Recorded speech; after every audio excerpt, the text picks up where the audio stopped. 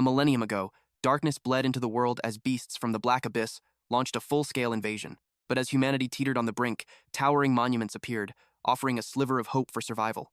These monoliths bestowed upon mankind incredible powers known as professions, finally giving them the strength to fight back. Through generations of leveling up, humanity drove the monsters back into the abyss and reclaimed their world. Since that day, the nation of Huxia built its great capitals around these 9 sacred monuments, and every year, a solemn ceremony is held to awaken the next generation of defenders. But the shadows have not been vanquished. The beasts are still lurking, waiting for their chance to strike. To end this threat for good, the youth of today must surpass all who came before. In the year 53, on the day of the job transfer ceremony at Lin Tianhao City's monument, a man on stage declared the sacred rite had begun. Soon, the monument would read their souls and grant each student a profession suited to their unique talents. Whether they were granted a combat class or a support role, their duty was one and the same: to protect their nation, Huxia. The entire future rested on their young shoulders. A current of excitement pulsed through the students. After 18 grueling years of study, the day they awakened their true power had finally arrived. One student dreamed of a combat role, imagining the fame and fortune he'd earn in a top-tier guild. His friends scoffed, reminding him that becoming a warrior wasn't so easy. Their school's combat role success rate was a mere 50%. Their attention then turned to a quiet classmate, and they snickered. Lin Tianhao was fast asleep, even during the most important day of his life. He was infamous throughout the school as an unmotivated slacker. They sneered that if he managed to get even a support class, it would be a divine miracle.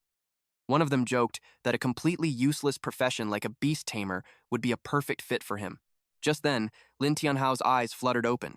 He was the lowest-ranked student in his entire high school, but he held a secret he had crossed over into this world and had fought just to make it to this day. He wondered what fate the monument had in store for him. The boy who'd been mocking him sauntered over, asking what profession he was hoping for. Tianhao just gave him a calm grin. He declared his goal was an S-rank talent, or perhaps even a legendary hidden class. The group erupted in laughter, telling him to wake up from his pathetic dreams.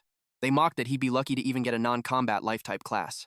After all, his last potential test result was a dismal C rank. Based on that score, Tianhao knew the odds were stacked against him. His stats were pitifully low. Strength 2.9, Intelligence 2.8, Constitution 1.6, Spirit 1.7, and Agility 1.5, all capped by a C potential rating.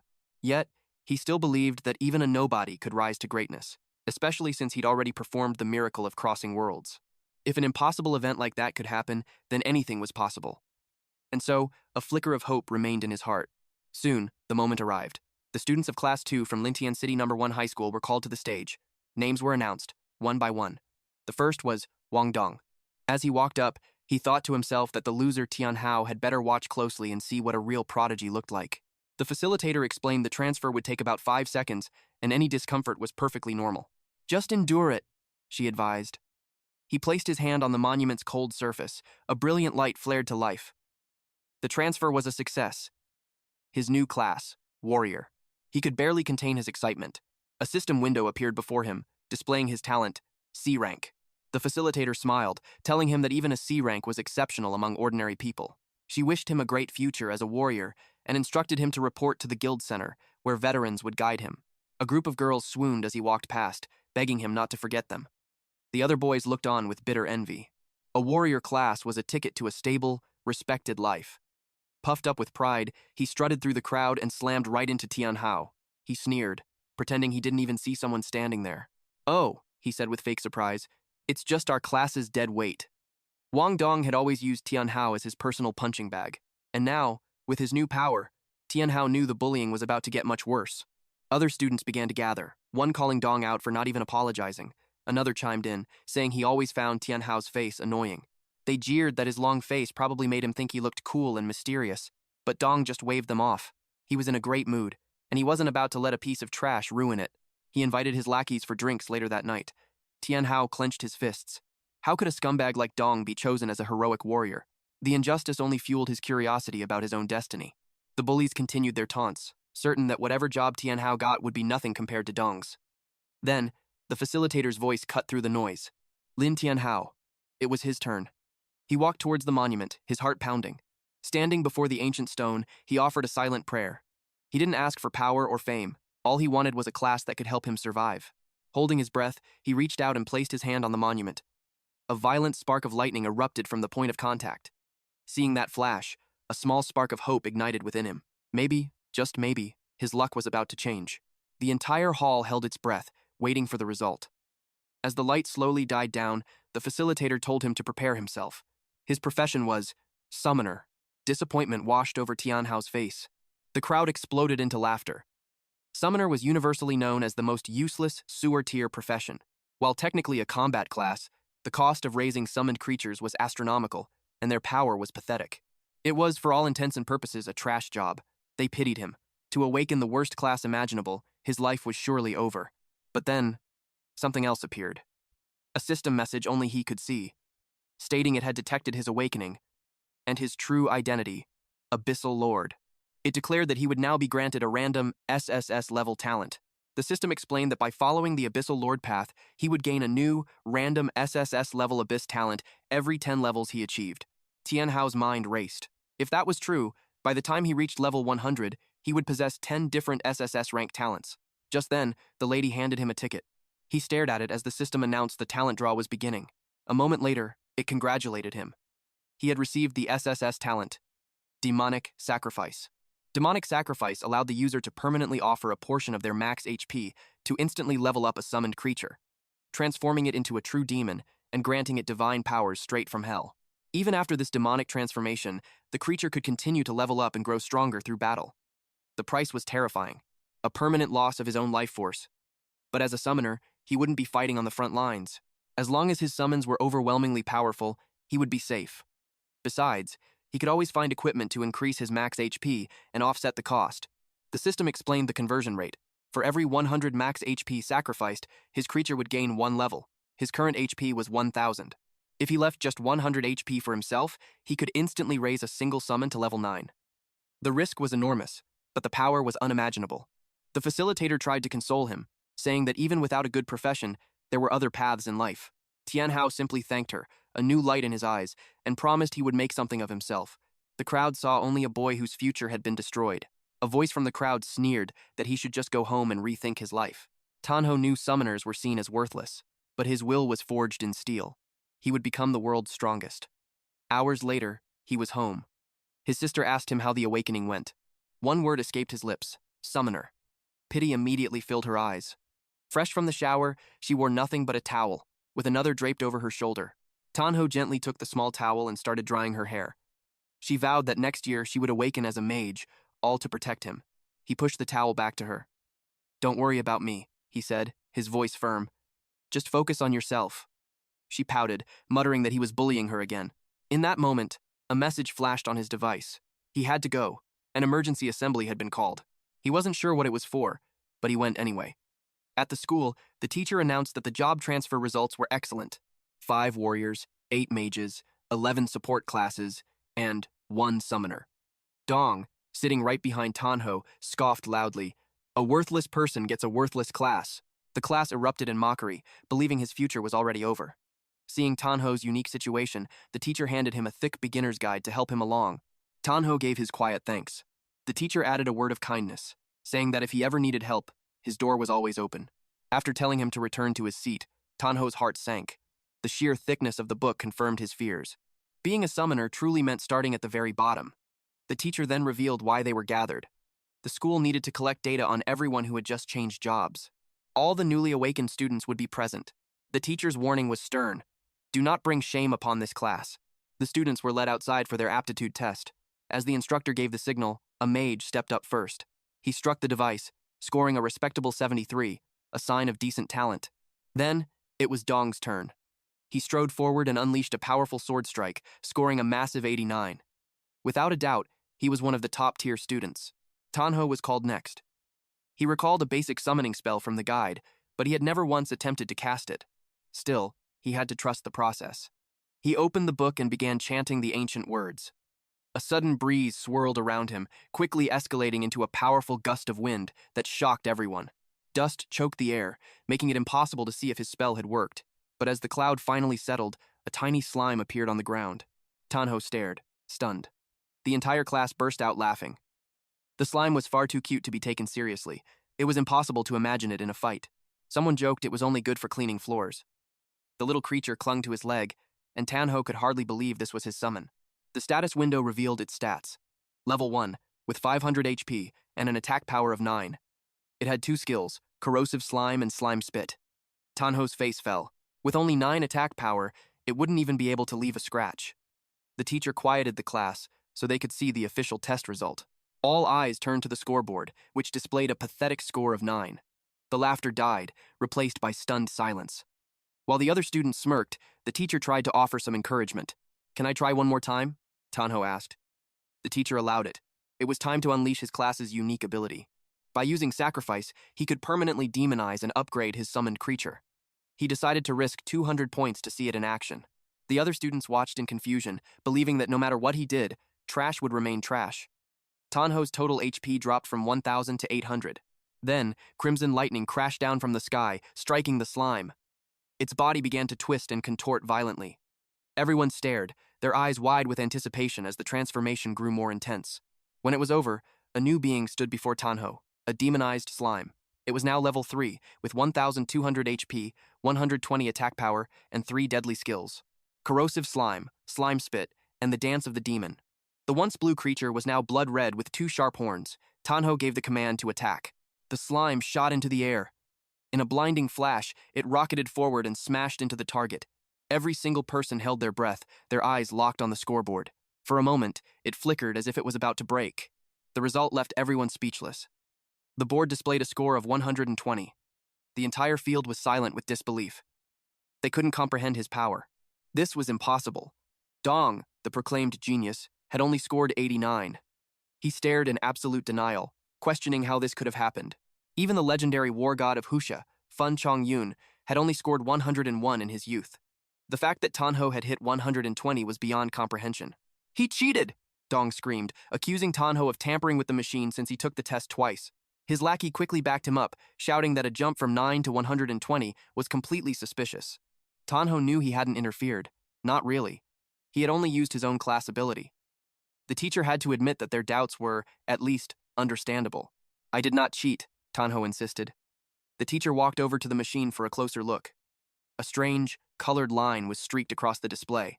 After a careful examination, the teacher delivered his conclusion. The machine had malfunctioned. Tianhao was innocent. Dong was relieved. So, it was just a broken machine. In his mind, there was no way that loser could ever surpass him. He then arrogantly asked what would happen to Tianhao's score. One of his cronies chimed in, saying it was obviously 9 points, since the machine worked fine the first time and they all saw it. The teacher announced that due to the malfunction, Tianhao's result was voided. He would have to retake the test later. Tianhao was shocked he was being given another shot. Some students protested, accusing the teacher of covering for him, but the teacher's decision was absolute. Since the testing device was broken, the evaluation was over for the day. Those who hadn't been tested, Tianhao included, would get their chance once it was repaired. One of Dong's lackeys had eyes flaring red, as if he was about to cause trouble, but he immediately backed down when Dong shot him a cold glare. Dong sneered. "Even if you test again, trash will always be trash. Keep dreaming." He then turned to his group and told them they were heading to the level 1 Black Abyss. Tianhao recognized the name. It was a beginner's dungeon. A small smile formed on his lips. It was the perfect ground to truly test his new demonized slime. He decided to follow them. With their business concluded, the group departed. Soon after, repairmen arrived on the scene, only to find the machine had been wrecked by a student. Of all people. Staring at the unbelievable damage, they wondered if the school had just discovered a monster in the making. Nearby, an old man's gaze fell upon Tianhao. He approached, remarking that Tianhao had the perfect build for a summoner. Those words echoed in Tianhao's mind. They were strangely familiar, a memory he couldn't quite grasp. "Are you talking to me?" Tianhao asked cautiously. In response, the old man revealed a magnificent top-tier summoner staff, offering it for a mere 300 gold. Tianhao's eyes narrowed with suspicion. It just looked like a fancy stick to him. And that price screamed scam. But the old man insisted it was a gift of destiny, meant only for him. For anyone else, he declared, the price would be no less than 1,000 gold. The moment Tianhao's fingers touched the staff, he felt a powerful energy surge through him. With no proper summoner guild nearby, gear this good was a legend. Despite his mistrust, he had to take it. 300 gold, the old man requested. But Tianhao's pockets were nearly empty. He only had 92. He swallowed his pride and asked, could he get a discount? The old man simply called it a deposit. With this payment, he explained, the staff was now reserved. It belonged to no one else. However, To truly claim its power, Tianhao would have to journey into the deepest heart of the level 1 Black Abyss maze and retrieve a certain treasure. Only then would the staff truly be his. Tianhao wanted to back out, but it was too late. It felt like he'd just accepted a hidden quest from an NPC. The old man handed him a strange paper, saying everything would make sense once he reached the abyss's core. Then, he demanded Tianhao seal the deal with his fingerprint. "Why am I being dragged into your personal errand?" Tianhao muttered. But eventually he pressed his thumb to the paper. The old man's lips curled into a grin, reminding him their contract was now absolute. Tianhao walked away, the sting of defeat fresh in his mind. The moment he was gone, another figure appeared, addressing the old man with reverence as Elder Fang. This newcomer, a teacher, reported that the test was suspended, the machine completely broken. He suggested the elder leave for the day. But Elder Fang only had one question. "Did you see the student?" The teacher confirmed Tianhao was in his class, a hint of pity in his voice. To be born a summoner was to draw the shortest straw in life. He knew the boy's path would be filled with hardship. The elder simply nodded. At the entrance to the level 1 Black Abyss, a chilling wind blew. Before Tianhao stood a massive structure, a portal swirling within. It was restricted to levels 1 through 10. Anyone stronger would be instantly annihilated by its guardian. Since he was alone, Tianhao knew he couldn't get inside. He pulled up the leaderboard. At the end of each month, the top-ranked players received legendary rewards. Currently, the #1 spot was held by a player named Fang Cheng Yun. The first place prize, a beginner's chest plate granting 30% armor, 20% magic resistance, and a 120-point boost to max HP. Tianhao's eyes widened. That was some seriously incredible early game gear. He knew in that instant he had to fight for the top rank. Suddenly, a sneering voice cut through the air. "What's a bottom feeder like you even doing here?" Seeing him near the entrance, the guy mocked him, betting he wouldn't last 10 seconds inside. Tianhao was getting sick of hearing the same old insults. Of course, it was Dong and his lackeys. "Go back home and play in the dirt," Dong taunted. Tianhao shot back. "Mind your own business. This dungeon needs 3 people, genius," they jeered. "How do you plan to even get in?" Dong's voice boomed across the crowd. "We have a C-rank warrior and 2 E-rank mages. Who wants to join us?" Instantly, a massive crowd surged forward, everyone desperate for a spot on their elite team. A priest eagerly advertised his skills, hoping to be chosen. Dong picked 2 lucky players. His cronies started hyping him up, boasting that they would crush the leaderboard. The new recruits began to look nervous, afraid they couldn't keep up. Just then, the portal pulsed violently, spitting out a pile of skulls and bones that sent a wave of terror through the newcomers. The lackey just grinned. "Better stick close to us," he warned, "or that's how you'll end up." Their leader gave the signal, and they all headed inside. Tianhao watched them vanish into the portal's depths. He knew Dong's crew was nothing but trouble. Those new recruits, they probably wouldn't make it out of there alive. While death in the abyss wasn't permanent, resurrection came at a steep price. Clearing a dungeon without dying once was always the true measure of a player. Tianhao activated his status window, letting it hover over his head. It read, Level 1, SSS-rank Summoner. The display caught the eye of a nearby player, who excitedly nudged his friends. "Hey, we should invite him." But his teammate instantly shot the idea down. "An S rank is great," he argued, "but he's still a summoner, utterly useless." The woman in their group sighed, her hopes dashed. For a second, they thought they'd found a hidden gem, only to realize it was just more dead weight. They decided to wait for better options. That's when our main character spotted a familiar face in the crowd. It was Liu, a level 1 bard with E-rank talent. Being an E-rank meant her support skills were weak, at least until she could rank up to D-class or higher. From the exhaustion on her face, Tianhao guessed she'd been standing here for days, waiting for a team. He walked over and asked, "Want to party up?" Her cheeks flushed red at his sudden offer. Tianhao extended a hand. "I'm planning to challenge the leaderboard," he admitted, "but no one wants to team up with me." Liu knew it was an impossible dream, but he was so handsome. She couldn't let this chance slip away. She eagerly agreed, and they quickly introduced themselves. Once we're inside, Tianhao told her with a reassuring calm, "I'll handle all the monsters. You just focus on staying safe." Her eyes practically turned into hearts. The thought that this powerful-looking stranger was worried about her made her giddy. She promised she wouldn't slow him down. Now, they just needed one more person. Suddenly, a powerful voice boomed across the area. "Goddess Qing is here!" Every head in the vicinity snapped in that direction. As Su Qing appeared, she captivated the entire crowd, especially the men. She was a level 1 druidess with A-rank talent. People swarmed her, begging her to join their parties, but she found them all deeply annoying. A chaotic scene erupted as everyone fought for her attention. Tianhao recognized her in an instant. It was the campus belle. To his shock, Qing's gaze locked onto his. She halted, her intense stare unsettling him deeply. An idea was forming in her mind. a potential alliance. Suddenly, her demeanor shifted to playful charm. "Add me to your party," she demanded cutely. Her admirers seethed, their eyes burning with envy. Tianhao was instantly caught in an awkward storm. Without a second thought, Qing grabbed his hand, invading his personal space completely. Murmurs of protest rippled through the crowd. "Why him?" they complained bitterly.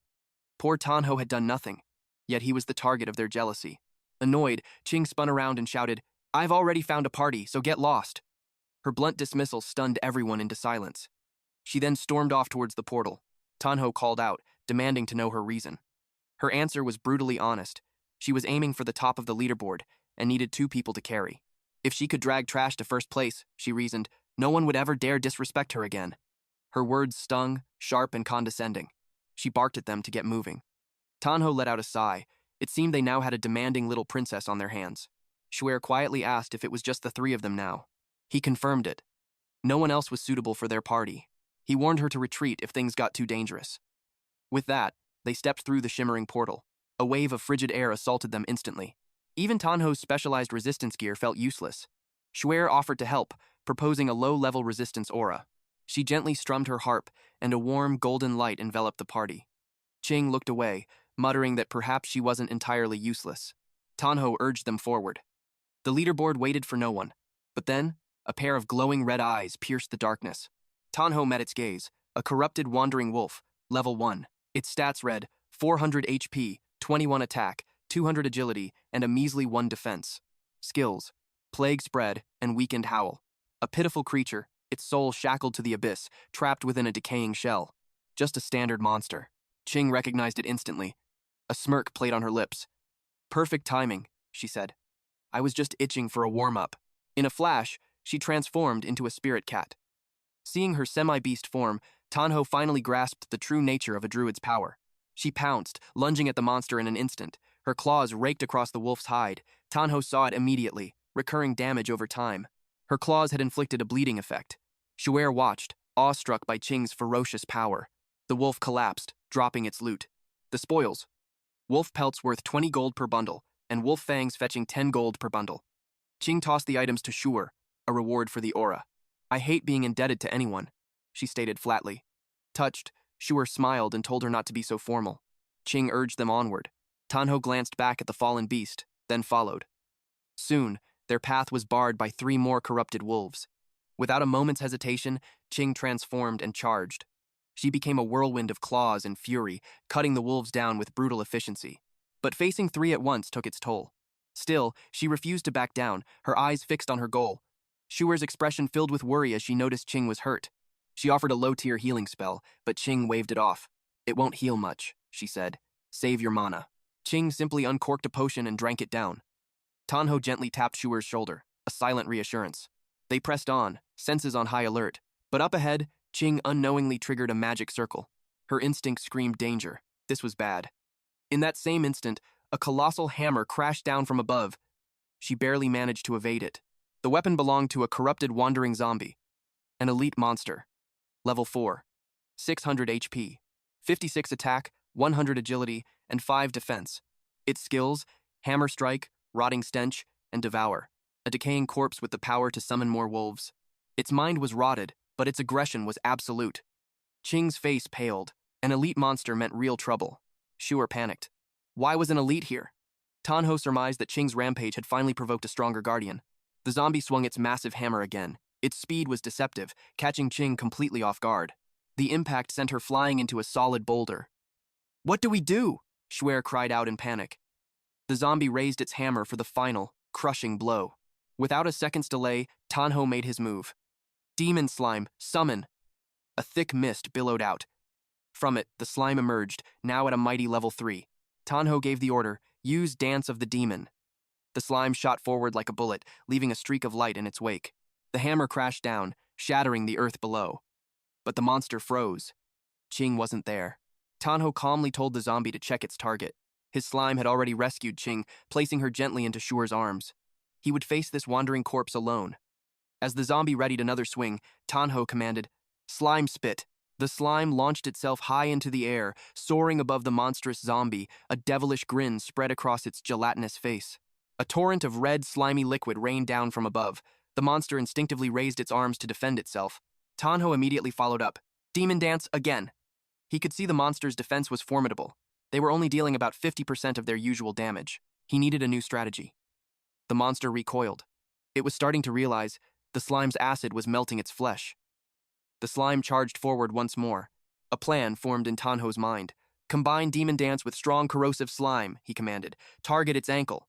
With pinpoint accuracy, the slime struck the monster's ankle. It was a direct hit. The colossal beast collapsed. All the while, Shu'er desperately tended to Qing with healing magic. Slowly, Qing's eyes fluttered open.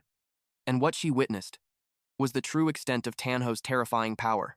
Tianhao, however, had already analyzed the battle. He spotted the monster's weakness, its lower body. He commanded the slime to focus its attack there. A torrent of corrosive ooze rained down once more. It piled up, quickly reaching the monster's waist. Even its massive hammer began to sizzle and melt. And with that final push, Tianhao defeated the corrupted wandering zombie. He received 120 experience, a corpse hammer, 10 wolf hides, and 10 wolf fangs. Ding! He was now level 2. He was shocked by the sheer amount of experience he'd gained. The two girls were utterly speechless at his strength. Shu'er stammered, Are all summoners this powerful? But Qing shook her head. It's not the class. It's him. His strength is on another level. Taking down an elite monster all by himself was something no ordinary person could do. Tianhao approached her, his voice gentle. Are you okay? A faint blush appeared on her cheeks at his concern. She replied that her injuries were nothing serious. Shu'er pointed out that her healing spell was slow, suggesting they rest, but Qing immediately refused. We're racing for the top of the leaderboard. I can still fight, she insisted, urging them onward. But as she tried to stand, her legs trembled. She could barely stay upright. Tianhao caught her, supporting her weight. How will you compete if you die first? He asked pointedly. She flushed red, admitting he had a point. Reluctantly, she finally agreed to rest. Tianhao told her the map showed a cave nearby. They would spend the night there. After arriving, Tianhao told them to rest while he stood guard. Shu'er, having completely exhausted her magic, fell asleep the instant she lay down. They were both amazed at how quickly she passed out. Tianhao gently told Qing to get some rest as well. But just as he stepped out of the cave, Qing quietly thanked him for saving her. Tianhao didn't answer right away. He just stared at her, as her face grew red with embarrassment. She quickly added, I'm not the type of person to forget a debt. Then, completely flustered, she turned away from him. Just pretend I never said anything, she mumbled. Tianhao couldn't suppress a small smile. For all her sharp words, the tsundere noble girl truly had a sincere heart. From inside, Qing peeked out, watching him go. Outside, finally alone, Tianhao decided to check his status window. He was now level 3. His HP had surged from 800 to 1,200. His MP rose from 300 to 400. And his attack power skyrocketed from 12 to 40. Spirit increased from 80 to 100. Defense went up from 1 to 2. Agility improved from 50 to 55. And his luck stat rose from 10 to 20. His S-rank talent Demonic Scarifice was unchanged, but he had unlocked a new skill, fully armed, level 1. This skill let him shield his summons with his own spirit, boosting all their stats. His current beast capacity was 1 out of 2 slots. Tianhao smiled, satisfied with his rapid growth. He immediately activated the fully armed skill. The effect was impressive. It acted like a powerful buff spell. His own HP increased by 400, a boost that would let him level up the slime 4 more times. Still, he knew this wasn't a permanent solution. If he couldn't increase his maximum HP, he'd have to find another path to power. So, he used Convert to transfer 400 HP. His health dropped back to 800, but in exchange, the demon slime leveled up to level 7. Its stats saw an explosive boost, with HP jumping to 1,400. Its attack power reached 140, agility hit 120, and defense climbed to 7. It had also unlocked a brand new skill, Split. Tianhao was intrigued. Were the slime's clones any different from the original? He decided to put it to the test. The demon slime leaped into the air. Once it was at a safe distance, Tianhao gave the command, use Split. As expected, the slime's body divided into 2 identical copies. Tianhao observed them closely, even checking their stats. Both slimes were level 7, with 700 HP, 140 attack, and 130 agility. Their defense was 4, and they had the same skills. Except Split was gone. In short, their HP had been perfectly halved. Agility was slightly higher, but their defense was lower. He wondered how long the split would last. Just then, a timer appeared above them. 3 minutes. Tianhao was stunned. That was almost no time at all. Suddenly, a noise echoed from deep within the cave. His instinct screamed danger. Something was terribly wrong. The girls were in trouble. He rushed back inside without a second thought. What he saw made his heart stop. Zuer and Qing were facing a massive monster. Instantly, Tianhao ordered the slime to split again. The slimes lunged forward to attack. The result? A pathetic -25 damage. Tianhao was shocked by how little effect they had. The monster was a level 8 giant snow rabbit. It had 800 HP, 80 attack power, an incredible 500 agility, and 6 defense. It was a bizarre sight. A humanoid rabbit. With the head and body of a rabbit, yet it stood upright on 2 legs. Snow rabbits live in frozen lands year-round, their thick fur making them resistant to normal attacks. Zuer and Qing broke out in a cold sweat. A 6-level gap existed between them and the creature. They knew they didn't stand a ghost of a chance. The snow rabbit's mouth opened unnaturally wide, and it lunged straight at Tianhao. "Be careful!" Qing screamed. Tianhao just shrugged it off. "It's just a rabbit." The demon slime fired a corrosive spit. But as the snow rabbit charged, it suddenly vanished into thin air. The slime's attack hit nothing but the cave floor. In the blink of an eye, the snow rabbit reappeared right behind the slime and unleashed a powerful kick. The blow sent the slime flying across the cavern. Before it could recover, the rabbit was on it again, landing a vicious punch. The brutal assault was relentless. Tianhao quickly ordered the slime to retreat, while activating Dance of the Demon and strong corrosive slime. The slime pulled back with all its speed. Tianhao watched with narrowed eyes. The snow rabbit's agility was on another level. It was a master of evasion. Zuer was completely overwhelmed. How can anything move that fast? Qing explained, her face grim. The snow rabbit is known as one of the most difficult monsters in the abyss. Countless high-level parties have been wiped out by them. But what I don't understand, she muttered, is why it attacked us. We haven't even entered its territory. Seeing the slime's attacks were having no effect, Zuer announced she was jumping in. Tianhao found himself in a very tight spot. His Dance of the Demon skill had been interrupted, and was now on a long cooldown. He ordered the slime to fall back again, but the creature kept taking devastating hits. Unable to just stand by, Zuer made her move. Qing tried to stop her, then grabbed a nearby rock and hurled it at the snow rabbit to draw its attention. The rock found its mark, striking the rabbit square on the forehead. Slowly, the creature turned its gaze upon her. A chill of pure terror rooted Qing to the spot. A fierce roar erupted from the snow beast. Desperate, she fumbled through her bag and hurled the first thing she found. A carrot. The snow rabbit's eyes suddenly lit up with a strange glow. In an instant, it transformed into a cuddly, adorable bunny, happily munching away. All three stood there, completely dumbfounded. Tianhao realized the truth. This monster was just hungry. Qing, however, was simply baffled. She demanded to know why Shuer was carrying carrots in the first place. Shuer nervously explained they were emergency rations for the party. But the moment the carrot was gone, the rabbit's menacing glare returned. Sensing imminent danger, Shuer panicked and bolted, tossing carrots behind her as she fled. Naturally, the beast gave chase, following the trail of food. Tianhao knew their supply of carrots was dwindling. If they were going to defeat this thing, it had to be now. He yelled for Shuer to throw her bag to Qing. Qing looked confused, but Shuer obeyed without a moment's hesitation. The bag landed precariously in Qing's arms. The snow rabbit's attention immediately snapped towards her. Instinct took over as Qing shifted into her beast form, glancing at Tianhao and demanding to know his plan. She leaped into the air, narrowly avoiding the rabbit's powerful strike. Tianhao had no grand strategy. There was only one objective: kill it. The rabbit lunged again, this time with both fists aimed right at her. Its speed was astonishing. "Are you ready yet?" she yelled to Tianhao mid-dodge. He simply told her to lure it into the cave. In that instant, she understood everything. Without another word, she turned and sprinted towards the cave entrance. The snow rabbit charged right behind her as she neared the dead end. She gambled that the beast couldn't stop in time. Just as she predicted, it crashed headfirst into the solid rock wall. Boulders rained down, burying its head. That was the slime's signal. It sprang into action, soaring over the rabbit and unleashing a torrent of sticky, corrosive ooze. The snow rabbit had fallen perfectly into Tianhao's trap. He commanded the slime to use split, followed immediately by slime spit. The rabbit's entire demeanor changed. It became cautious, its eyes darting around as it realized it was completely surrounded. A devilish grin spread across the demon slime's face as it continued to melt away the rabbit's health. Finally, the battle ended in their favor. Victory was theirs. Tianhao let out a long sigh of relief. It was finally over. He gained 200 EXP, leaving him only 100 away from his next level. But the fight left him deep in thought. Even though the snow rabbit was only level 6, his slime had struggled to win. He realized his slime excelled at area of effect attacks, but was seriously lacking in one-on-one combat. If they faced a similar enemy again, the outcome could be disastrous. The girls were also just grateful the danger had passed. Shuer even broke down in tears, convinced she was about to die. Qing, meanwhile, was furious, yelling at Tianhao for using her as bait. He quickly apologized, explaining she was the only one fast enough to evade the rabbit's furious attacks.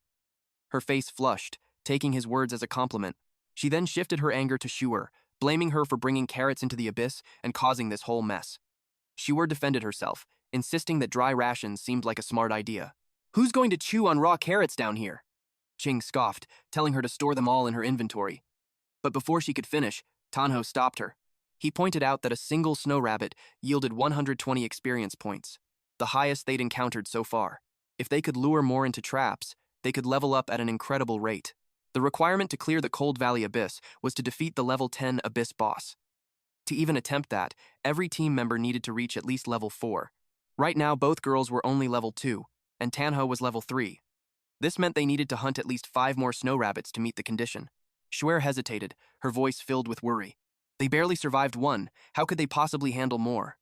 But Tianhao's confidence was unwavering. This time, he declared, they would not be the hunted. They would become the hunters. Qing immediately loved the idea. She had no time to waste grinding monsters one by one. If they could lure the rabbits to them, it was the perfect strategy to climb the leaderboards. With a new goal, they quickly began to plan. They set a single carrot on the ground as bait. When a snow rabbit appeared, they felt a surge of pride. They leaped from their hiding spot, launching a perfectly timed surprise attack. 3 hours later, their mission was a success. Tianhao had reached level 5, while both Qing and Shuer hit level 4. They had already been inside the abyss for 5 hours. Shuer was thrilled. Reaching this level in just 5 hours was unbelievable progress. Qing had to agree. It was incredibly fast. The previous record for clearing this dungeon was 8 hours. She felt a glimmer of hope they could break it. But Qing quickly shut that down, reminding her the boss was still waiting, and it would be no easy fight. Tianhao was thinking the exact same thing. According to the guides, the boss was a wandering zombie leader. It could summon corrupted wolves and other zombies to fight for it, turning the battle into a long, grueling war of attrition. With their current team composition, a fight like that could take at least 2 hours. Shuer asked what their strategy was now. Qing suggested they rest and recover all their strength before facing the boss. Tianhao agreed.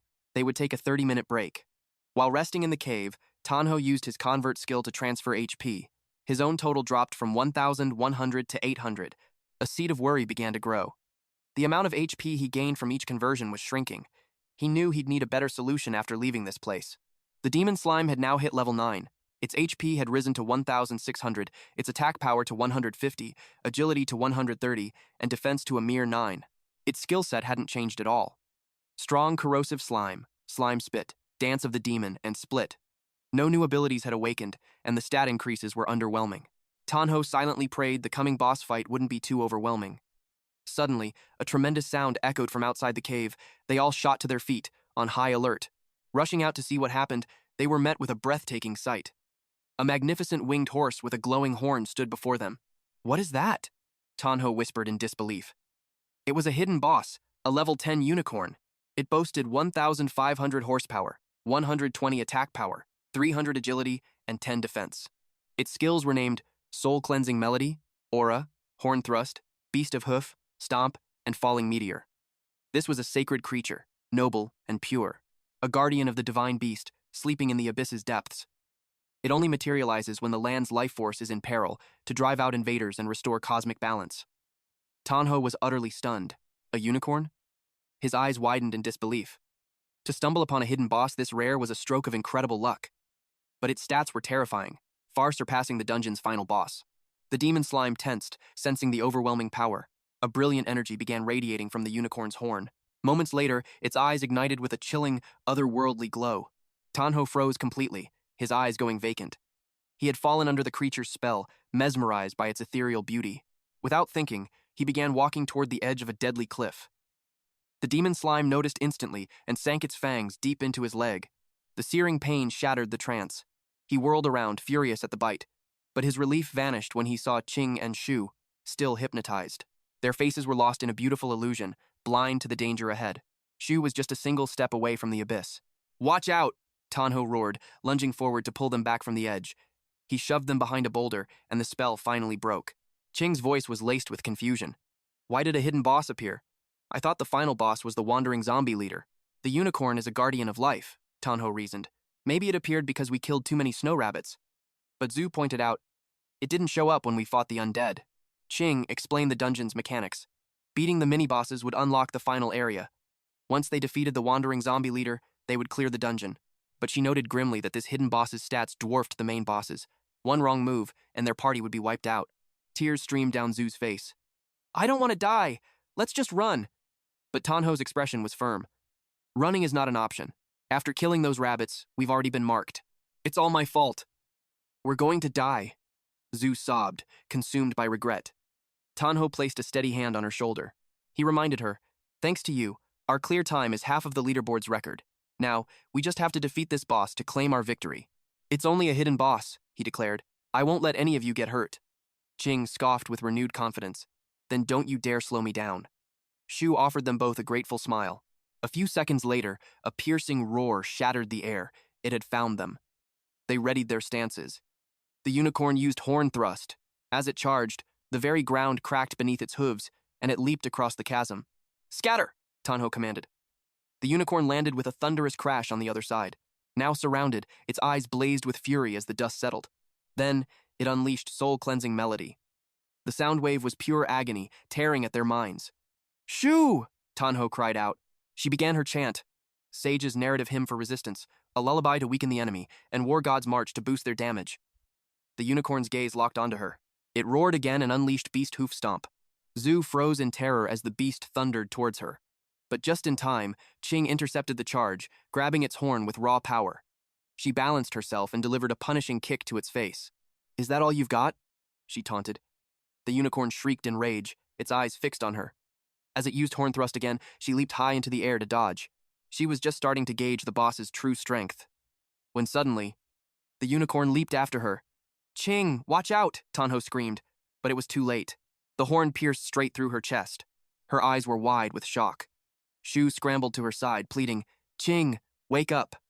A fire of pure rage ignited in Tianhao's eyes as he called for his companion. The slime leveled up to 9. Its HP jumped from 1,600 to 1,700, its attack from 150 to 160. As the unicorn turned, the empowered slime moved in. It swelled up and unleashed a torrential rain of acid on the unicorn. Zhu stared in amazement. They're actually holding it back. The unicorn's greatest weakness was the dark element, and the demonized slime was its perfect counter. Keep going, Tianhao ordered. More slimes rained down, forcing the beast to scream in pain. The unicorn tried to escape, launching into the sky. But Tianhao wasn't letting it get away. He commanded, use corrosive slime and demon's dance. The slime melted into a puddle, then shot into the air like a cannonball. It easily caught up to the unicorn, getting right in its face. The slime blocked the unicorn's path, startling it. Good job, Tianhao praised. The unicorn crashed to the ground, radiating pure fury. It unleashed powerful sonic waves from its horn. Everyone cover your ears, Tianhao shouted. Amid the chaos, the unicorn charged the slime. Use split to dodge. The horn nearly connected, but just in time, the slime split in two. The horn stabbed through the empty space between them. Now facing two slimes, the unicorn used its stomp skill. The split had a time limit. He had to finish this fast. Use corrosive slime again, he commanded. One slime jumped high into the air as the other was crushed by the stomp. The unicorn sensed the attack coming from behind, but before it could react, the slime had already drenched it in a corrosive shower. It tried to flee, but the slime clung to it, making it scream in agony. Driven by its injuries, the unicorn went into a frenzy. Tianhao's blood ran cold when he saw it go berserk. Slime, back off now, he shouted. The spot where the slime had latched on was horribly damaged. As the slime retreated, the unicorn stared them down with blinding rage. Tianhao held his ground, waiting for the next attack. But he was puzzled. The creature had suddenly stopped moving. Then, he noticed something strange. There was a puddle of purple liquid mixed with grass near the unicorn's feet. What are you waiting for? Qing demanded, rushing in. Finish it off. Shu also started forward, but Tianhao stopped her. Wait. He could only watch as Qing leaped at the unicorn and finished it off with a single scratch. The unicorn collapsed. Qing stood proudly over her kill, pleased with her work. But then, it began to whimper.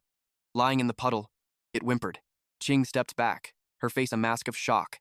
She never imagined it would be crying. Suddenly, A brilliant beam of light erupted from the sky, unleashing a painful sound wave.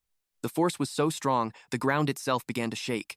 A massive boulder was about to crush them. "Slime, swallow it," Tianhao ordered. The slime rushed to devour the rock. It grew larger and larger to fit the boulder in. Eventually, the rock simply dissolved inside it. "Good job," Tianhao praised, but more rocks began to fall. The entire chamber was falling apart. "Everyone, stick close," he yelled. Zhu panicked as a boulder nearly crushed her foot. Qing was already handling it. She clawed her way through the rubble, a blur of motion dodging the falling debris. Tianhao grabbed Zhu as Qing caught up. The slime formed a protective barrier around them. "What is happening?" Qing demanded. "The Guardian has died," Tianhao explained, "and the dungeon's magic is fading." Then, his eyes widened in panic. A boulder was falling right toward the wounded unicorn. Tianhao issued a command, "Divide and protect." The slime hesitated, but obeyed. A portion surged towards the fallen unicorn. Instantly, it enveloped the massive boulder. After dissolving the stone, it refocused. A shimmering barrier formed, shielding the mythical beast. The unicorn wretched, spewing crimson. Miraculously, the mountain's tremors ceased. As they approached, Qing demanded answers. Tianhao revealed the secret. Its blood healed the very earth. As the land recovered, the beast shuddered weakly. Qing was ruthless. "Finish it now, so we can escape." But Tianhao blocked her path. "Why do you always interfere?" she seethed. Shuer also sensed something was wrong. He understood. It was trying to communicate. All at once, the unicorn jolted upwards. Shuer flinched back. "Kill it now!" Qing screamed, but Tianhao held firm. "Wait. We don't have time," she retorted. More blood spilled from its lips, and with a final shudder it collapsed. That's when they saw it. Something protruding from its stomach. A tiny horn had pierced through. From the inside, Qing's eyes widened in disbelief. A new unicorn was being born. She stood paralyzed. As the newborn emerged, the barren land exploded with life. She realized the truth.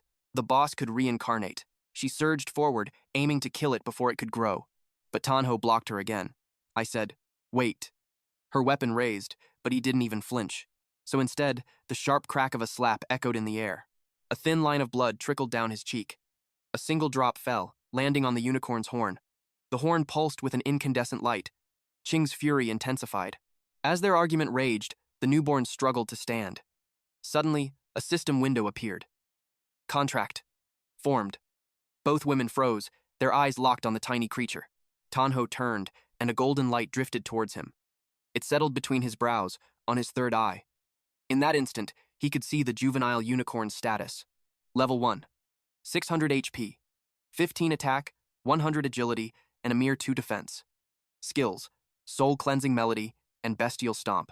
His world dissolved, leaving only him and the unicorn. This was exactly what he had calculated. He'd realized the mother wasn't fighting, but protecting its unborn child. But he never imagined the newborn could become his contract beast. He now possessed a second summon. "What's going on?" Qing yelled, snapping him out of it. She frantically searched for the mythical creature. Just then, the ground began to tremble violently. A massive chasm ripped the earth apart. Qing grabbed Shuer, screaming for Tianhao to run, but Tianhao simply knelt where the mother had fallen. "I promise," he whispered. "I'll protect your child." He sat calmly on the grass that grew from her remains. The system displayed his rewards: a forgeable unicorn horn, unicorn mane, venomous unicorn blood, and a Cold Valley treasure chest. He was absorbed by the list of loot, while his slime desperately tried to warn him that the very ground beneath him was about to crumble. A system notification. "Congratulations, new record set." The rankings had been shattered. Just as he planned. "Tianhao, get back here!" Qing shrieked, but it was too late. The earth gave way beneath his feet. The two women watched in horror as Tianhao plunged into the abyss. As he fell, a system window appeared before him. "Exit the dungeon?" He tapped. "Yes." In a flash of light, he vanished. His party members were instantly teleported out as well. Shuer gasped for air. "I really thought we were going to die." Moments later, Tianhao materialized. Qing immediately seized him by the collar. He tried to calm her down as a commotion erupted around them. The leaderboard hadn't changed in years. Now everyone was buzzing, desperate to know who did it. "No one can beat Fang Chongyun's record," someone scoffed. Just then, a party emerged from the portal. The crowd swarmed them, assuming they were the record breakers. "Hey!" a player called out. "Are you the ones who just set the new record?" Another man sneered. "Are you an idiot?" They looked like they were forced out. "It's obviously not them." The crowd murmured in agreement. Qing's face flushed with anger, but Tianhao held her back. More and more people were now gathering around the gate. That's when Dong's party swaggered out. He sneered at Tianhao. Kicked out already? He closed in. I'm surprised a loser like you even survived.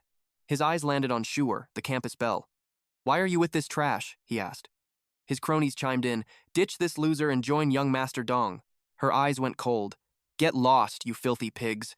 Their faces twisted in fury at her words. Dong gestured to one of his lackeys, Yunf.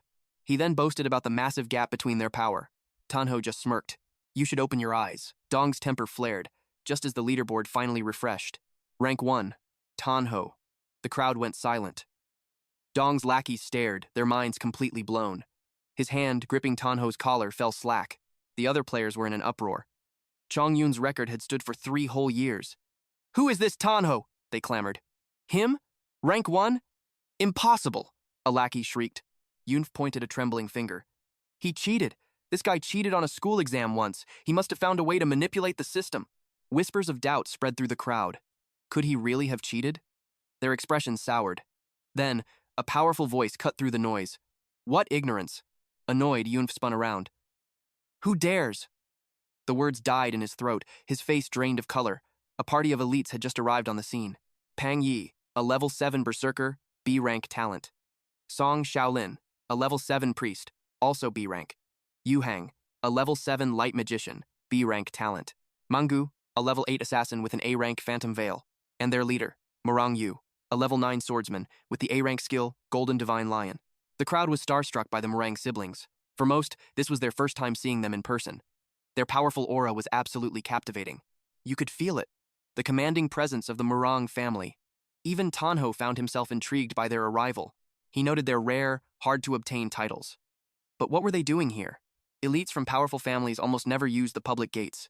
Unless, of course, they were recruiting. Scouting for hidden talent among the common players. But their party was already full, a true mystery. Dong, seeing his chance, tried to introduce himself to the female Murang. She walked right past him without a glance. Yun foolishly spoke up for his master. Mangu shot him a look of pity. To think a holy warrior could be such a pathetic dog. Yunf's face burned with humiliation and rage. Model. But Dong stepped in, his voice cutting through the tension. He sneered, saying he didn't care if she looked down on him, but Tianhao was nothing but trash, who must have used cheap tricks to climb the ranks. He warned Tianhao that his luck had run out. The next time they met, he would learn the meaning of true power. With that final threat hanging in the air, he stormed off. Qing sighed in relief, glad the barking dogs were finally gone. Just then, Yu approached Tianhao, the very man who just upended the rankings. He gracefully removed his gloves and offered a hand. Our boy was puzzled. Why was this man seeking him out? Morangi scoffed, calling him a fool, and pointed out that her brother was offering a handshake. Yu calmly told his sister to be quiet. Tianhao simply said hello, looking completely lost on how to respond. Suddenly, Qing snatched his hand away. Are you blind? She shot at Yu. She declared with absolute certainty that Tianhao was already on her team. Yu, barely containing his anger, politely requested she step aside, as his business was with Tianhao. But Qing dragged Tianhao behind her, knowing exactly what Yu was trying to do, poach her new ace. Morangi shot back that she had no time for games, and bluntly told them they wanted him on their team. A wave of shock and confusion washed over the crowd. The prestigious Murang family wanted to recruit a summoner, but then again, Tianhao was no ordinary summoner. It started to make sense. The Murang family was also aiming to break the record, and teaming up with Tianhao was their golden ticket. Qing refused to back down. She couldn't possibly hand him over, or her own record would be lost forever. Hang demanded she move aside, their intentions now crystal clear. Murmurs rippled through the crowd. They whispered that it was smarter to gain resources than to challenge the Murang family, especially a party boasting 2 A-rankers and 3 B-rankers. Even Shuer was growing worried. He nervously asked Tianhao if he wanted to team up with them. Qing answered for him, snarling that Tianhao wouldn't dare. Yu coolly informed Qing that she had no authority to decide for him and suggested they ask the man himself. Then, as the Knight of the Golden Divine Lion, Yu formally extended his invitation to Tianhao. A system window materialized before him, offering the choice to accept or decline. Qing insisted Tianhao would never do it, but he simply replied, "Sure." Qing's jaw hit the floor in utter disbelief. Shuer was just as stunned. Tianhao then repeated his answer with unwavering resolve. "What did you just say?" Qing stammered, while Shuer asked why. Yu commended his wise choice, then prompted him to accept the invitation on the screen. Tianhao's gaze fell upon it. Qing screamed at him not to do it. Yu tempted him further, speaking of the records they could break together in a perfect win-win situation. Tianhao's finger moved and pressed, reject. The entire area fell silent with shock. Morangi demanded to know the meaning of this, but Yu silenced her with a single look. Tianhao just told them all to relax. He clarified that he would indeed join them, but only if they agreed to a few of his conditions. This sent Morangi into a rage. She spat that letting a mere summoner join them was already a massive favor, and he was being completely ungrateful. Tianhao took that to mean they weren't willing to negotiate. But as he turned to leave, Yu stopped him, asking what his demands were. He replied they were just small conditions. First, after entering the Black Abyss, everyone must follow his orders without question. Second, no one was to touch his experience points without his express permission. And third, all loot dropped from monsters belonged to him. The audacity of his conditions was insane, and the entire party flared with anger. The crowd erupted, calling his demands completely unreasonable. But a few argued that since the Mirang party was the one begging for help, his terms weren't so outrageous. But if they agreed, it meant the legendary Mirang guild would be taking orders from Tianhao. If they refused, their chance at the record was gone. It was a brilliant checkmate. Tianhao calmly asked for their decision. The party members urged their captain not to agree. The man was clearly looking down on them. Qing, however, watched with a proud smirk on her face. Qing taunted them, asking if they couldn't handle the conditions. She then suggested they go try to break the record on their own. The crowd buzzed, gossiping about this bold challenge to the Mirang Guild's authority. By breaking the record, Tianhao had earned a status so high, even the mayor would show him respect. Yi was on the verge of teaching Tianhao a painful lesson, but Yu reminded his team to remember their mission. He turned to Tianhao, stating that since he clearly had no real intention of joining, he shouldn't have toyed with them. Our main character replied that he simply can't stand teams who use their power to bully and snatch people. His words were a direct slap to Morangi's face. Yu warned him not to get too full of himself, and that his celebration would be short-lived. With that, they departed. Qing also decided it was time to go, but Morangi had already marked Tianhao as her next target. After the confrontation, Tianhao was ready to head back to the Abyss. He calculated that just 2 more runs should be enough to reach level 10. But suddenly, he felt a chilling aura behind him. The 2 women were fuming. They couldn't believe he tricked them when he never planned to join that other team. For a moment, they almost thought he was a cold-hearted, ungrateful jerk. He pleaded for them to just hear him out, which was immediately followed by his own pained scream. The women made sure to leave a few fresh lumps on his head before leaving him to go resupply. The next entry cooldown timer began its countdown from 12,341. Tianhao groaned, complaining about his throbbing head. He never expected them to be so ruthless. With more than an hour to kill before the next entry, he decided to find a place to rest. The experience from defeating the unicorn had pushed him to level 6, right on schedule. He still had no idea what his new summon could do, so he decided to check its abilities first. He tapped the screen and initiated the summon. A blinding light erupted from the ground. He shielded his eyes, but when the light faded, there was nothing there. Our boy was utterly confused. Where was his summon? A system notification popped up, informing him that the summoning had failed and he should check its status. The window revealed the summoned creature had yet to hatch. A new prompt asked if he wished to begin hatching. He immediately confirmed. The hatching process began, but the timer showed it would take 3 whole days to complete. He had no choice but to be patient. It was then he remembered he hadn't even checked his loot yet. A jolt of excitement ran through him. He was confused to see a piece of mail. Opening it, he found a historical record gift pack. Along with it, he received a new title, The Fastest Man. He wondered what on earth that was supposed to mean. But he pushed the thought aside. The gift pack was far more important right now. Opening it gave him a chance to receive high-level equipment, materials, or even potions from the Black Abyss. He opened it, and 2 chests materialized before him. One contained a Name Guardian armor, usable by all classes. It increased HP by +50 and defense by +1. There were also 2 small experience potions, each granting 50 experience upon use. He was ecstatic with the haul. He eagerly turned to the second box, his eyes widened in shock at what lay inside. It was a silver grade, ice necklace. It boasted a +50 to magic and a +10 to spirit. When equipped, it granted a +5 to ice resistance, cutting ice-type slow effects by a full 15%. He also found an experience potion, good for a quick 150 experience points, and for emergencies, a medium healing potion that restored 150 HP. He couldn't believe his luck. A silver-grade item had actually dropped. In this world, equipment is divided into 9 tiers. No grade, followed by bronze, silver, gold, platinum, diamond, radiant, legendary, and finally, the godlike divine tier. To get silver-grade gear so early in the game, he felt like the heavens were smiling down on him. He equipped it instantly. The difference was like night and day. It was time to get serious. His status window confirmed his title, the fastest man. Now at level 6, his HP was 1,150 and MP stood at 600. His attack was 58, spirit an impressive 140, and defense a mere 6. But his agility was 70, and his S-grade talent, Demon Sacrifice, was ready. His main skill was fully armed level 1.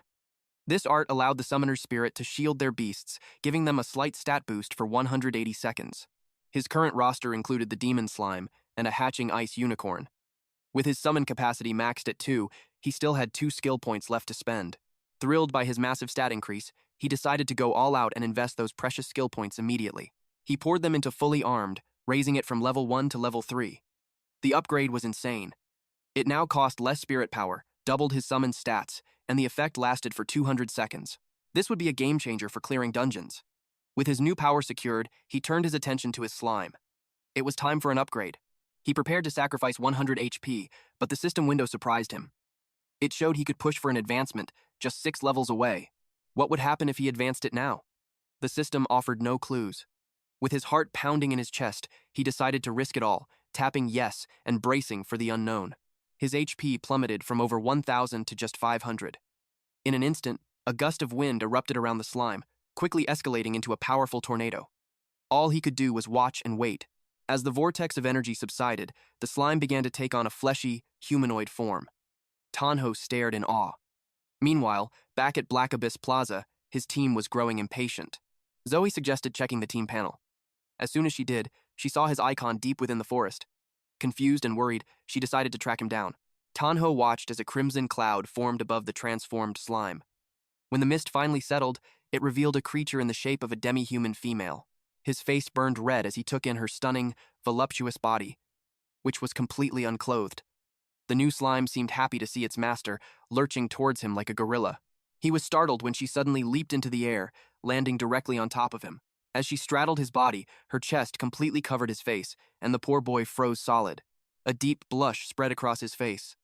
He seized her arm, pushing her away. He made a solemn vow to never again react to his own summoned creature. He pulled a set of clothes from his inventory and offered it to the slime girl.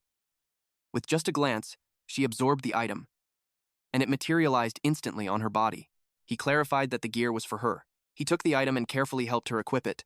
For a moment, he felt like a father. And with the new gear on, her defense rose by 0.1. Tianhao made a shocking discovery. Summoned creatures could actually wear gear. He figured it was because she had a humanoid form. Eagerly, he decided to check the slime's brand new stats. She had leaped from level 9 to level 15. Her HP soared from 1,600 to 2,700. Attack power rocketed from 150 to 2,005. Agility jumped from 130 to 160. And her defense. 9 to 20, plus an extra 0.1. Better yet, 2 new skills had been unlocked. One was a devastating area of effect attack, while the other was a deadly single-target skill. The first skill, Corrosive Acid Rain. It sacrifices a part of its body to form storm clouds, unleashing a torrent of acid rain on a wide area, inflicting relentless, continuous damage. The second skill was called Demon's Embrace.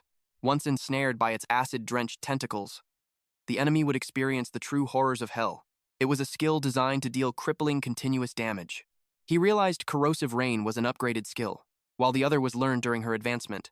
These 2 abilities felt incredibly powerful. A thrill of excitement ran through him, eager to test them. Elsewhere, Jing and Ju were completely bewildered. Why was Tianhao venturing so deep into the forest alone? She checked her map, and they hurried to catch up.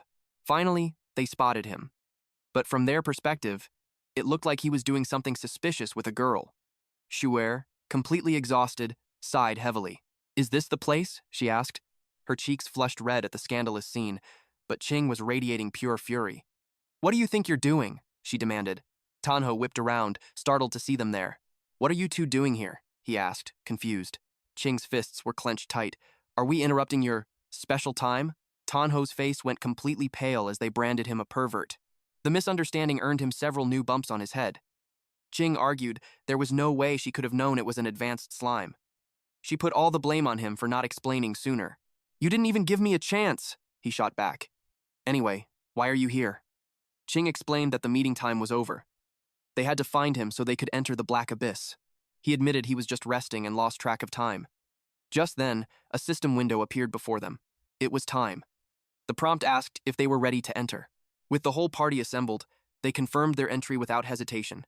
A blinding flash of light consumed them all. At the same time, the Hmong party had already slain countless monsters. But frustration was setting in. There was no sign of their target. A grim expression darkened Yu's face. The truth hit him like a physical blow. Someone else had gotten here first. He couldn't believe it had been snatched from them. What do we do now? Hang asked. Ye suggested they could just buy it back for a high price.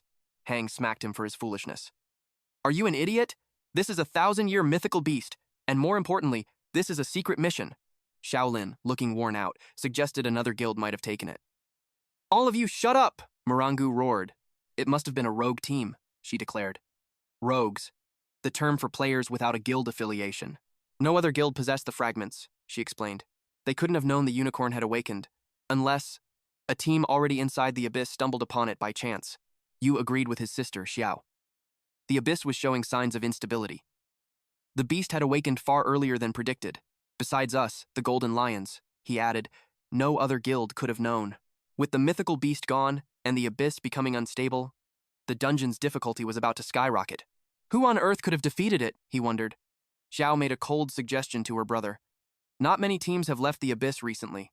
We can just kill them and take it back, especially that arrogant little punk. She was talking about Tianhao. Yu refused instantly. The Golden Lions do not slaughter the innocent. Besides, anyone capable of defeating a hidden boss was no weakling. But a strong suspicion lingered, that the unicorn was somehow connected to Tianhao. That's enough, Yu commanded. We're returning to headquarters to report. We'll decide our next move after that. Everyone fall back to the guild. Now, he thrust his sword into the ground. A brilliant light enveloped his party, teleporting them away. Meanwhile, inside the abyss, Tianhao was freezing to death. Shuer quickly chanted a warming spell. We need to move, and move fast, Jing ordered. Tianhao was already getting tired of her princess-like attitude. They pressed on through the frozen forest. Soon, they reached the first spawn point for the corrupted direwolves. Jing declared it was the perfect warm-up. Just then, a rustling sound came from the tall grass. A fierce light ignited in Qing's eyes. And just like that, the direwolves emerged from the shadows. 5 of them at once, Shuer gasped. Tianhao noted the monster count had quadrupled. But 5 wolves meant nothing to Qing. She was utterly confident she could finish them in a single blow. Shuer, she called out. I'm ready, Shuer replied. She began to play her small harp, as the enchanting melody weakened the beasts. Qing obliterated them with a single, decisive strike.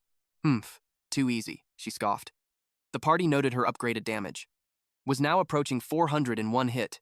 She was truly proving her worth as a combat class player. But Tianhao's expression was heavy with thought. Qing boasted that no matter how many appeared, she would cut them all down. Tianhao couldn't shake a nagging question. Why were there so many more direwolves? Was it just a coincidence? But Qing and Shuer didn't seem to care. They just urged him to hurry up. Tianhao had a feeling his question would be answered soon enough. At the very next spawn point, suddenly, the sky turned ominously dark. A strange, unsettling presence filled the air. Sure, keep the buffs coming. I'll clear them out. Qing, calm down. Shuer pleaded. Tianhao felt a chill run down his spine. The ground began to tremble violently. The snow swelled upwards. As a massive monster erupted from below, Tianhao's eyes widened in horror. The monsters were hiding beneath the snow, and they were moving in a perfect hunting formation.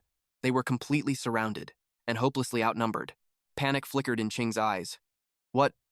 What do we do? She stammered. Tianhao saw it clearly now. This wasn't a random attack. These monsters, they had developed intelligence. The beast pack lunged forward to attack. Qing scrambled to help Shuer to her feet. But Tianhao remained perfectly still. He took a single, deep breath and faced the alpha monster head-on. As direwolves closed in from behind, sheer terror gripped Qing's heart. This was it. They were done for. Yet even with fangs inches from his throat, a confident smirk played on Tianhao's lips. He raised a single hand and roared. Come forth, demon slime. Now, the real party was about to begin. Meanwhile, at the Abyss Plaza, the skies suddenly turned pitch black. The very earth trembled, sparking panic among the people. All eyes shot to the entrance. Something was stirring. A desperate scream for help pierced the air. Then, several people were violently thrown out, their bodies already torn limb from limb. The horrific sight stunned the crowd. Some wretched at the carnage. People yelled, demanding to know what in the world had happened. A dying man, his body severed in two, gasped out that the abyss was erupting. They stared back in utter confusion. The uniformed guards demanded an explanation. What was an abyss eruption? Just then, a screen flickered to life, announcing the deceased were being transported to the Hall of the Fallen. As they scanned their surroundings, a chilling realization dawned. Every single worker was dead. The portal began to spew out skeletal remains. The crowd was frozen in sheer terror. Suddenly, system screens appeared before them all. The notification was grim. The abyss difficulty had changed. It was now a nightmare. A wave of dread washed over them. This was a level of danger they could never handle. They scrambled to notify the mayor. An officer fumbled for his radio. But deep inside the abyss, Tianhao was already surrounded by a pack of direwolves. He calmly summoned his slime. A direwolf lunged first, but Tianhao remained perfectly still. He trusted his companion completely, and the slime shot out, intercepting the other monsters as well. Fragments of slime scattered everywhere. Watching it effortlessly crush its brethren, the largest monster felt a flicker of fear. The ground was now littered with corpses. The humanoid slime then leaped back, clinging to Tianhao. Qing and Shuer could only stare, awestruck by his immense power. Tianhao ordered them, fall back, for now. They didn't hesitate for a second. Qing noticed that these monsters were far stronger than before. A knot of worry tightened in her chest. Could he really handle this horde all by himself? Tianhao stood alone before the legion of beasts. He taunted them with a smirk. Come on, I'll beat you so hard your own mom won't recognize you. In response, the monsters let out a deafening, furious roar. His taunt was brutally effective. The direwolves howled, charging toward him in a wave of pure rage. One lunged for his leg. He simply ordered his slime to hold them off. It remained clinging to him, executing his command. The direwolf locked its eyes on them and attacked. Shuer cried out, worried, as Tianhao was now being swarmed from all sides. Qing knew this was different. The Wolf King and its direwolves were on another level entirely. This meant he was now in mortal danger. Defend, Tianhao commanded. The slime morphed into a massive tentacle, forming a protective barrier. The direwolves sank their fangs into it instead of Tianhao. Qing and Shuer were shocked. The direwolves were actually taking damage just from biting the slime. They could see its health points draining away. The slime's mucus. It was corrosive. Another direwolf attacked, intentionally ripping a chunk of the slime away, but it too received a burst of damage. Tianhao just commented, now things are getting interesting. Shuer panicked. The defense line is falling apart, what do we do? Qing told her, just keep healing me. More monsters swarmed in. Some charged Tianhao directly while others tore at the tentacle barrier. The women had to stay sharp. The beasts were breaking through. The monsters continued to take damage every time they bit the slime. But Tianhao noticed something else.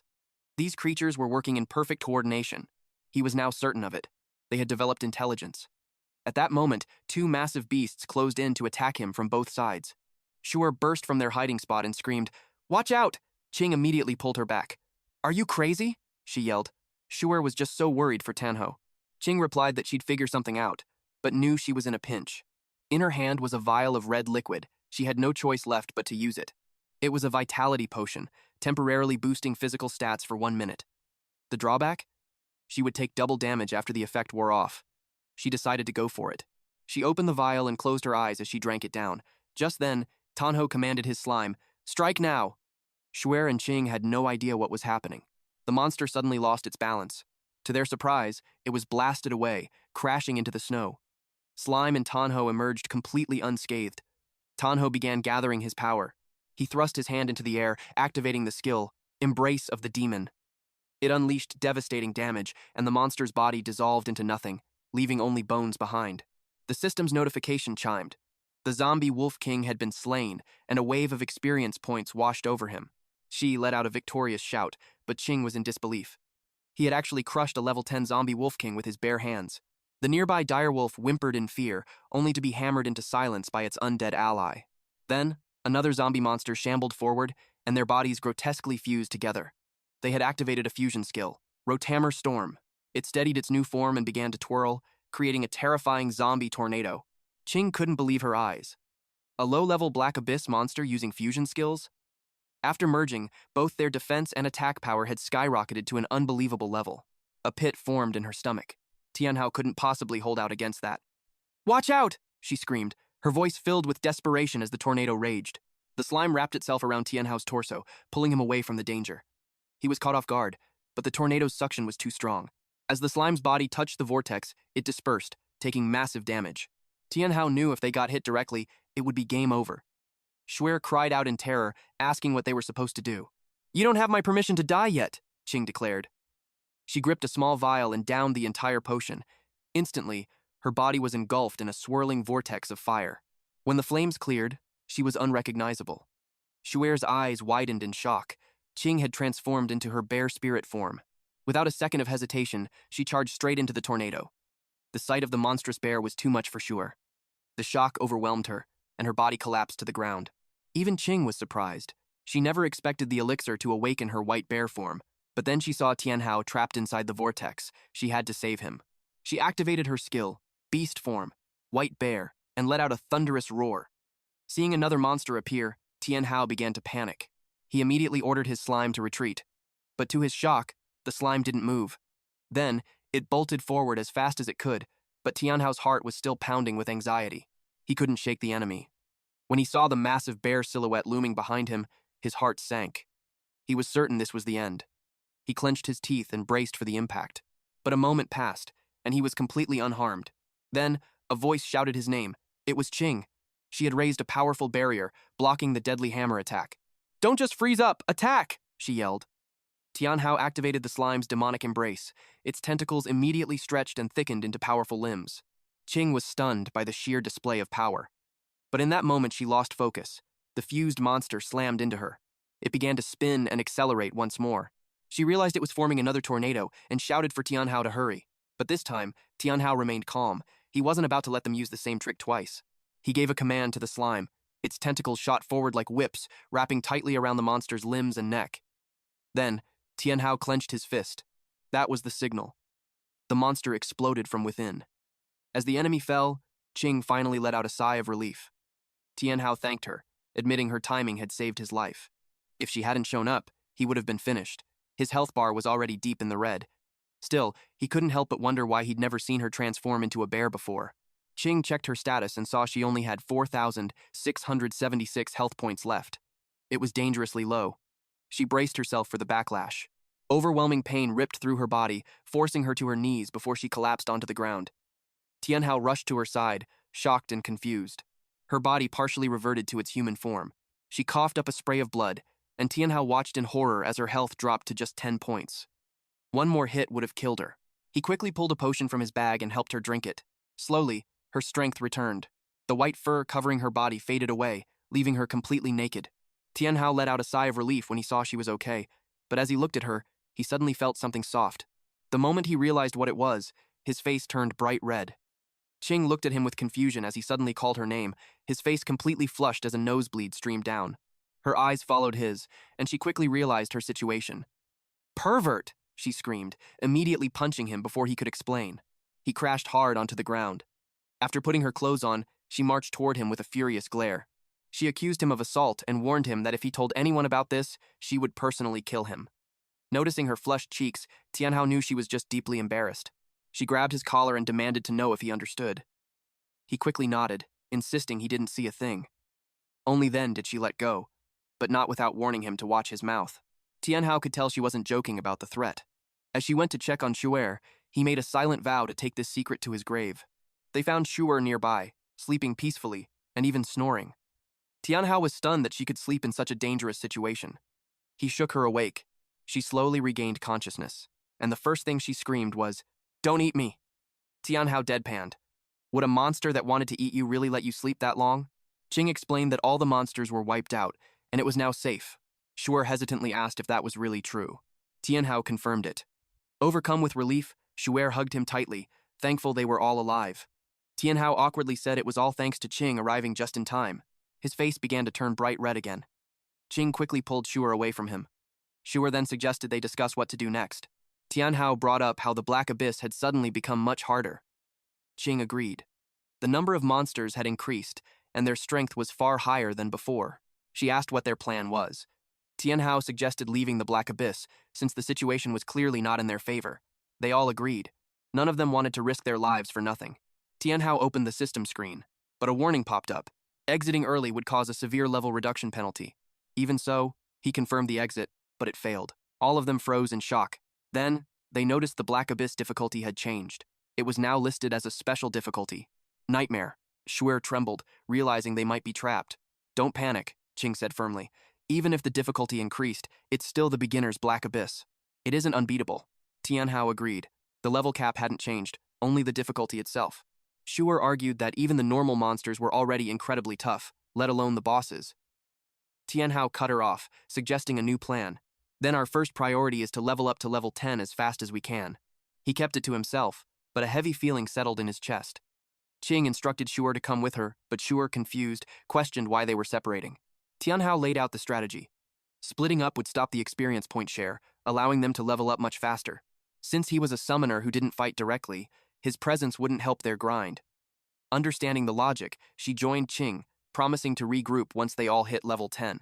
And with that, Tianhao was alone. An hour of grinding passed. Alongside his slime, he cut down wolf after wolf. He finally reached level 10, but the constant fighting left him utterly drained. While the three of them were capped at level 10, the Black Abyss placed no such limits on his summoned creatures.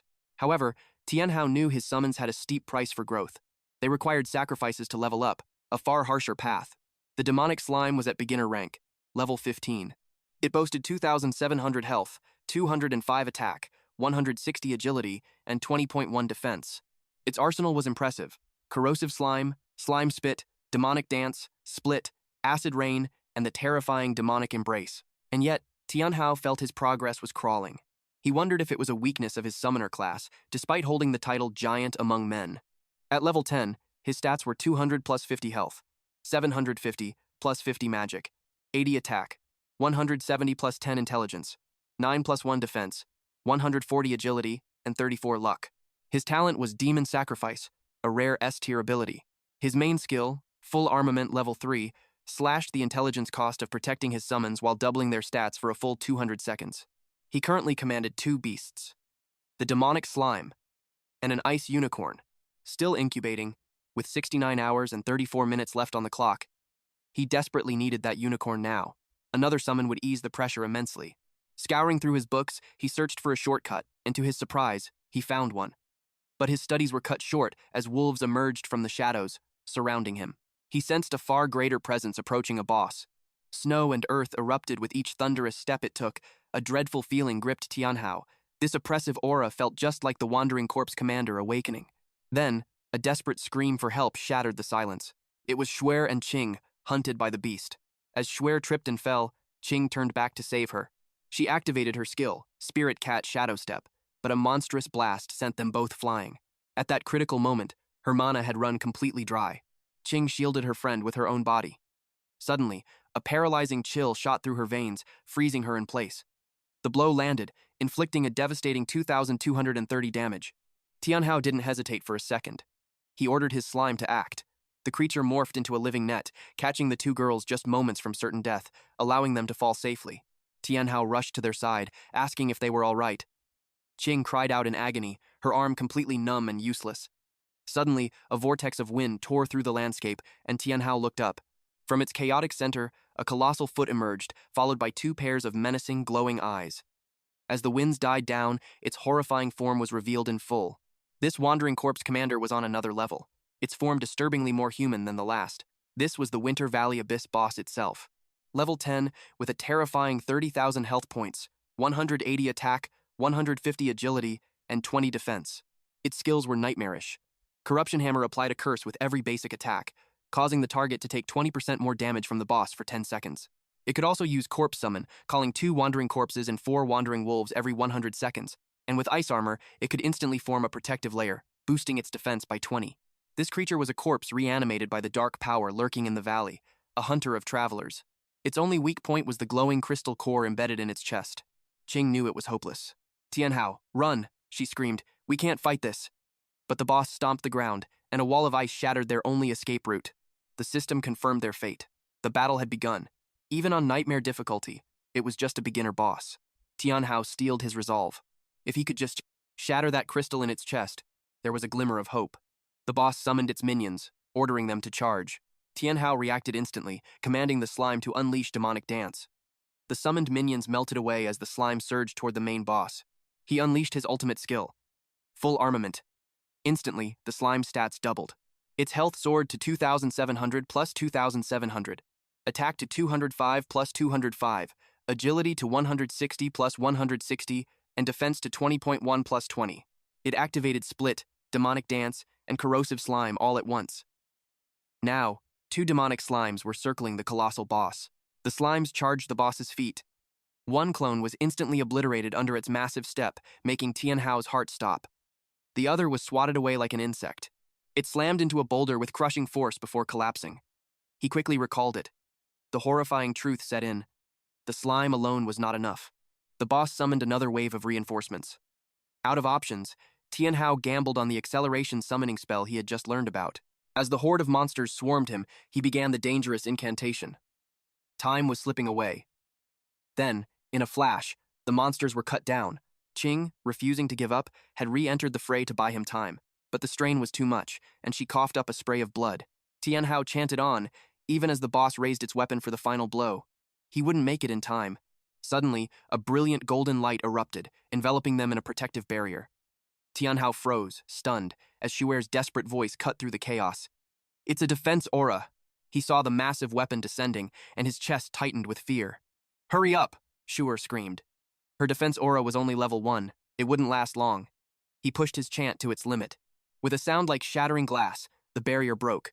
The boss's weapon slammed into the earth, the shockwave blasting Shuer away. Forcing himself to look, he saw the summoner's egg finally begin to crack. At the same time, the battered slime latched onto the boss's arm, a final act of defiance. At last, Tianhao finished the chant, just as the slime was brutally torn away. The boss turned its attention to a new blinding blue light. It raised its weapon again, but the light was overwhelming. Tianhao stared in disbelief. It had worked. From the light, the ice unicorn emerged. The mighty boss recoiled in shock, its limbs instantly encased in solid ice. Barely conscious, Qing sensed a terrifying shift in the creature's power. The boss was entering its second stage. With her last ounce of strength, she warned them to run. But Tianhao ordered the unicorn to move, and it charged forward, a blur of white and blue. A vortex of razor-sharp wind spiraled around its horn as it leaped. By now, the boss's crystal core, its only weak point, had been encased in a thick layer of protective ice. The unicorn's horn shattered the ice like glass and pierced the crystal core directly. In a brilliant flash of light, the commander's body was utterly obliterated. Qing could only stare in stunned silence. They had won, 30,000 health points. And the boss was annihilated with a single strike. Tianhao couldn't believe his eyes. He turned to the unicorn, asking how it felt, but the creature just stared back, calm and unfazed. This was no ordinary beast. It was a special frost unicorn, only level 1, with 500 HP, 20 attack, 15 agility, and 10 defense. Its skills were charm, pierce, and an ultimate skill called Rainbow Horn. Tianhao gently patted the majestic creature, praising its power. But not to be outdone, the little slime crawled onto his back, desperate for attention. He chuckled, praising the slime as well. Without that unicorn's overwhelming power, their party would have been completely wiped out. Snapping back to reality, Tianhao asked the two girls if they were okay. Qing admitted she never expected to be saved by him again. She then asked if the unicorn was his new summon. It was terrifying that a mere level 1 beast could one-shot the Wandering Corpse commander. To be honest, even Tianhao hadn't expected that kind of devastating damage. Qing quickly explained the logic. The corpse commander was a dark attribute monster, while the unicorn was a dual attribute summon possessing both light and frost. That massive attribute advantage was the reason for its overwhelming power. And just like that, everything clicked for Tianhao. The system announced their victory against the Wandering Corpse commander. They watched as the reward calculation began. Because they had cleared it on nightmare difficulty, all their rewards were doubled. It was the server's first clear, completed in just 3 hours and 27 minutes. They scored the first clear bonus, a time bonus, and a special attack bonus for the one-hit kill. The evaluation ended, and now, it was time for the loot. But then, Tianhao was suddenly pulled into a dark void. An ominous, floating cube materialized before him. This was the Purgatory Spirit Cube, a legendary, summoner-exclusive piece of equipment. It slashed his attack by 30, defense by 50, and agility by a staggering 60 points. But in exchange, it boosted his mana by 200. Tianhao was completely baffled. Why would a legendary item cripple his main stats like this? But then he read on. The cube possessed 3 powerful active effects. First, after killing an enemy, he could seal their soul inside the cube. Second, by consuming 5 souls, he could fuse the soul of the dead with one of his summoned creatures.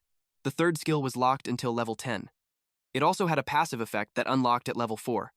Its description was ominous. A spirit from the land of darkness, a guardian of forbidden sins.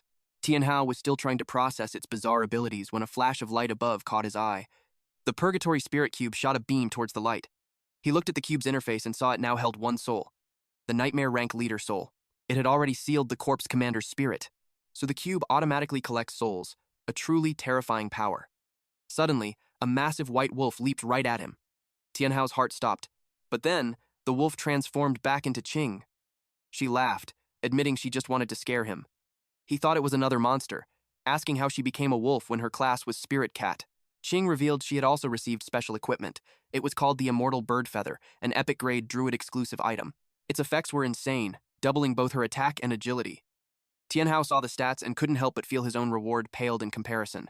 The feather's passive doubled the duration of all her transformations. Its first active skill was the ability to become a deadly frost wolf, a beast renowned for its speed. The second skill let her morph into a mighty brown bear, known for its raw power. But the final skill used the bird's own power to become an immortal bird fighter, though it came with terrifying side effects.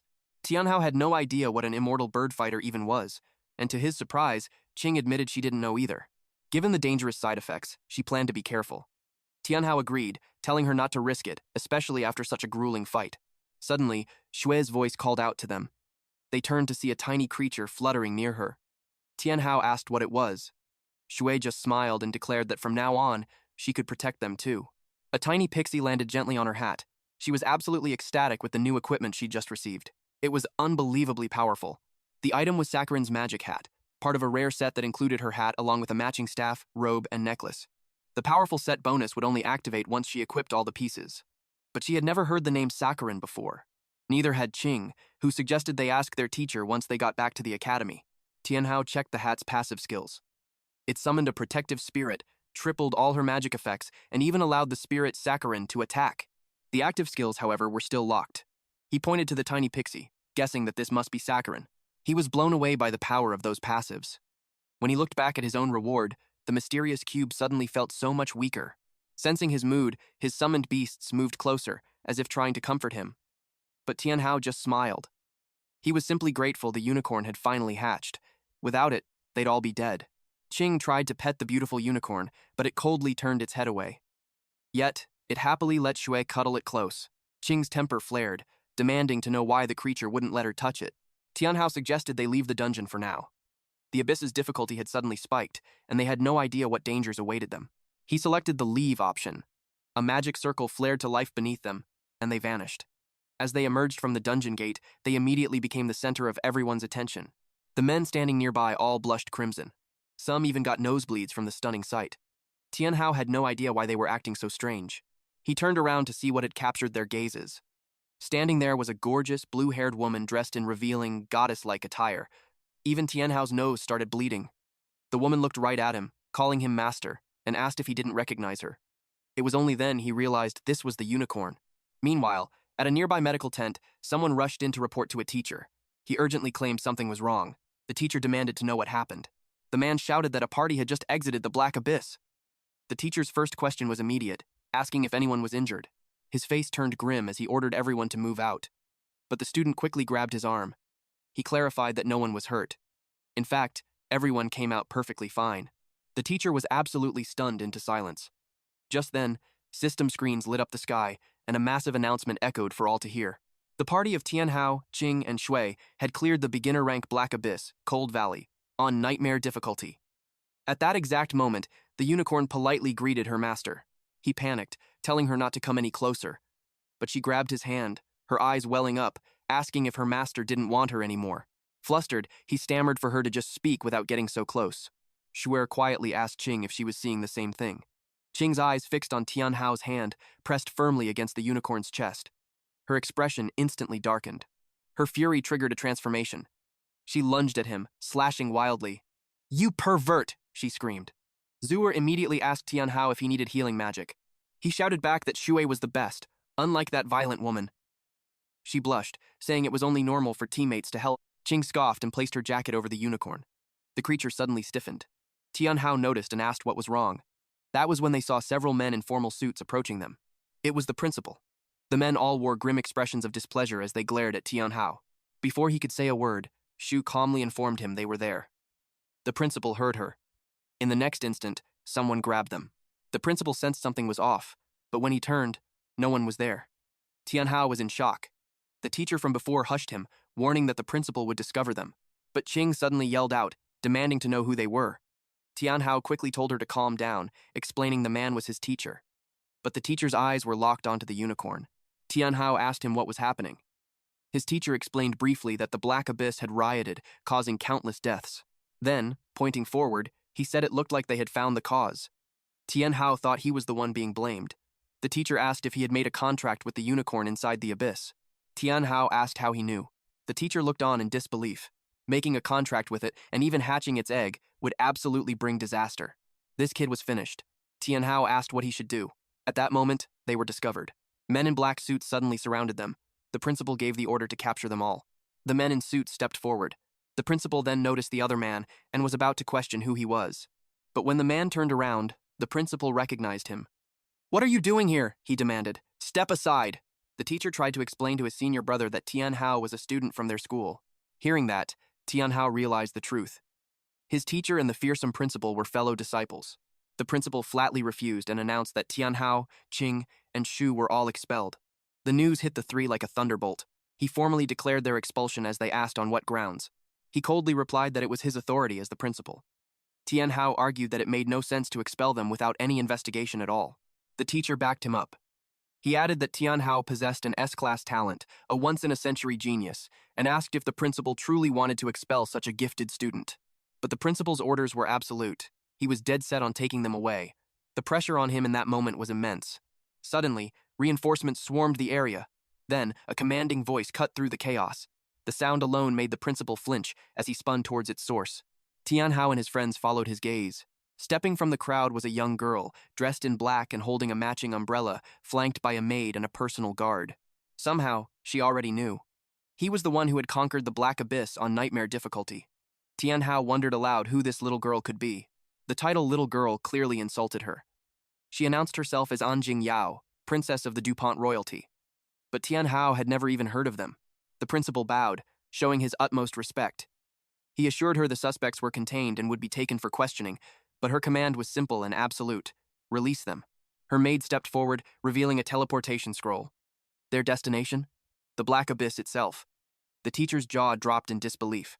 He'd heard the rumors that the century-old hidden dungeon, the Rift Valley Black Abyss, would reopen in days, but he never imagined the royal family already possessed a key. Still, a cold dread washed over him. The Black Abyss dungeon was for levels 20 to 50. Tianhao had just barely hit level 10. Going in now would be a death sentence. Jing Yao suddenly scoffed, calling Tianhao a peasant. Then she ordered him to join the DuPont royal family's Black Abyss exploration team. Tianhao's reply was blunt. "I'm not interested." His refusal ignited a spark of anger in her eyes. The principal desperately interjected that Tianhao was still his student. But Jing Yao's annoyance grew. She despised being interrupted. The maid calmly pointed out a flaw in his logic. "You've already expelled them." He shot back that the paperwork wasn't filed. They were still officially his students. The maid took a step, her voice turning to ice. "Are you defying the royal family's will?" The principal went silent, defeated. Zuer whispered to Tianhao, asking what to do. Jing Yao's voice was low and menacing. "After clearing the Black Abyss on nightmare difficulty, all eyes are on you." Tianhao's gaze swept across the crowd. He saw royal guards, boxing them in. The pressure was suffocating for him and Qing. Then, Qing spoke up, "I'll join." Tianhao stared at her, stunned. She reasoned that staying meant being captured anyway, so this was simply a different kind of risk. Jing Yao demanded Tianhao's final answer. "Don't go," the teacher pleaded. Entering the Black Abyss now was suicide. Tianhao weighed his options. Then he made his choice. "I'll do it." Inspired by his resolve, Shu agreed to go too. A smile of satisfaction spread across Jing Yao's face. The maid ordered Principal Fun to release them. With no other choice, he complied. The teacher yelled at him to stop this. Fun could only shake his head. He'd already tried. The students were now on their own path. A wave of regret washed over the teacher. A guard stepped forward, introducing himself as Zuo Sheng, captain of the DuPont royal family's Royal Swordsman Guard. The chief butler's name was Lucy. Her expression was as cold as ice, but her power was unmistakable. With the team assembled, Jing Yao led the way. A whirlwind of magic erupted before them. In an instant, they were gone, reappearing in a grand hallway where maids immediately greeted Princess Jing Yao. A set of massive doors began to open. The room beyond was unbelievably extravagant. But Shu whispered to Qing that something felt wrong. Qing asked what she meant, but before she could answer, they all froze. Suddenly, they were surrounded by blades and barrels. Jing Yao let out a cruel laugh. New students are always so easy to trick. She ordered Lucy to move in. But in a flash, a strange slime enveloped them all. Lucy panicked at the sight of its devilish grin. Tianhao's eyes met Jing Yao's. What is the meaning of this? Jing Yao froze. He already knew. With a snap of his fingers, the slime instantly released Lucy and Sheng. Tianhao's senses had been screaming at him on the way here. Though Sheng appeared relaxed, his thumb never strayed from the hilt of his sword. And Lucy was always a hair's breadth from drawing her gun, just as expected from the one who conquered the abyss. His perception was razor sharp. Jing Yao asked why he let them go when his summon clearly had the upper hand. We're in your territory, Tianhao replied. A real fight would only hurt us both. Just then, maids began to silently file into the room, with daggers concealed in their hands. He added, Your level may be higher than all three of us, but that doesn't mean we won't fight back. Lucy bowed slightly, explaining it was merely a test of his strength, ordered by the princess. She offered an apology on Jing Yao's behalf, but the words left a bitter taste in Qing's mouth. Jing Yao then announced that lunch was ready before they were set to depart. As they were led from the room, Qing whispered that these royals were dangerous. She suggested they could fight their way out if needed, but Tianhao shot down the idea. If he made a move, she and Shu would be the first to die. He told them to remain calm for now and see what the royals were truly after. Walking down the magnificent hallway, they saw incredible murals along the walls. The DuPont royal family was ancient, existing for thousands of years. Their very first ancestor was a summoner. Long ago, when the Dark Abyss first erupted, the DuPonts allowed 3 royal families to try and seal it. But in the final battle, they failed. In that fight, Jing Yao's great-grandfather's soul was shattered.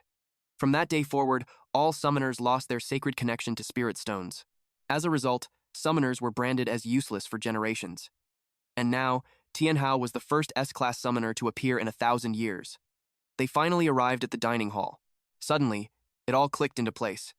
Tianhao was the real target here. She wondered in horror if they planned to sacrifice him to their ancestors.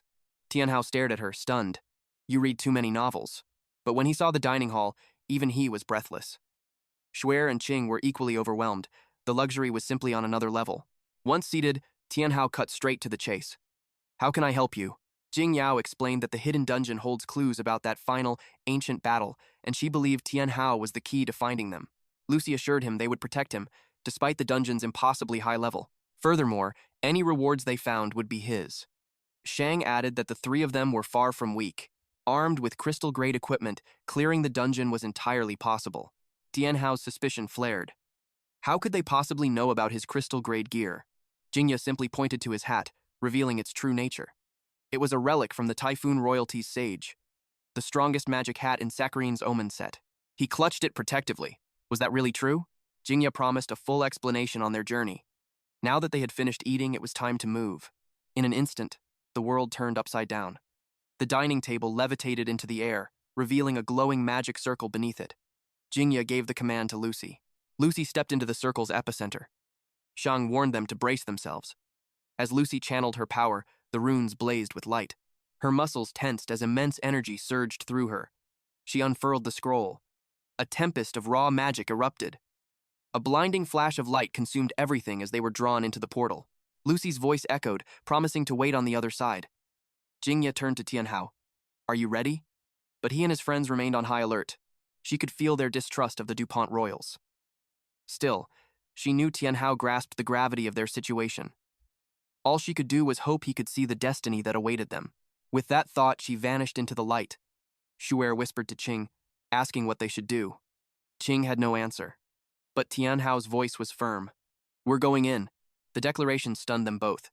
He reasoned that these people were incredibly powerful. Letting them handle the hard part was the smart play. Then, he made a solemn vow. As long as I'm alive, I won't let either of you get hurt. His words sent a blush across both of their cheeks. Together, they stepped into the portal. Meanwhile, inside the Holy Golden Lion Union, the magician Hang delivered grim news to his superior.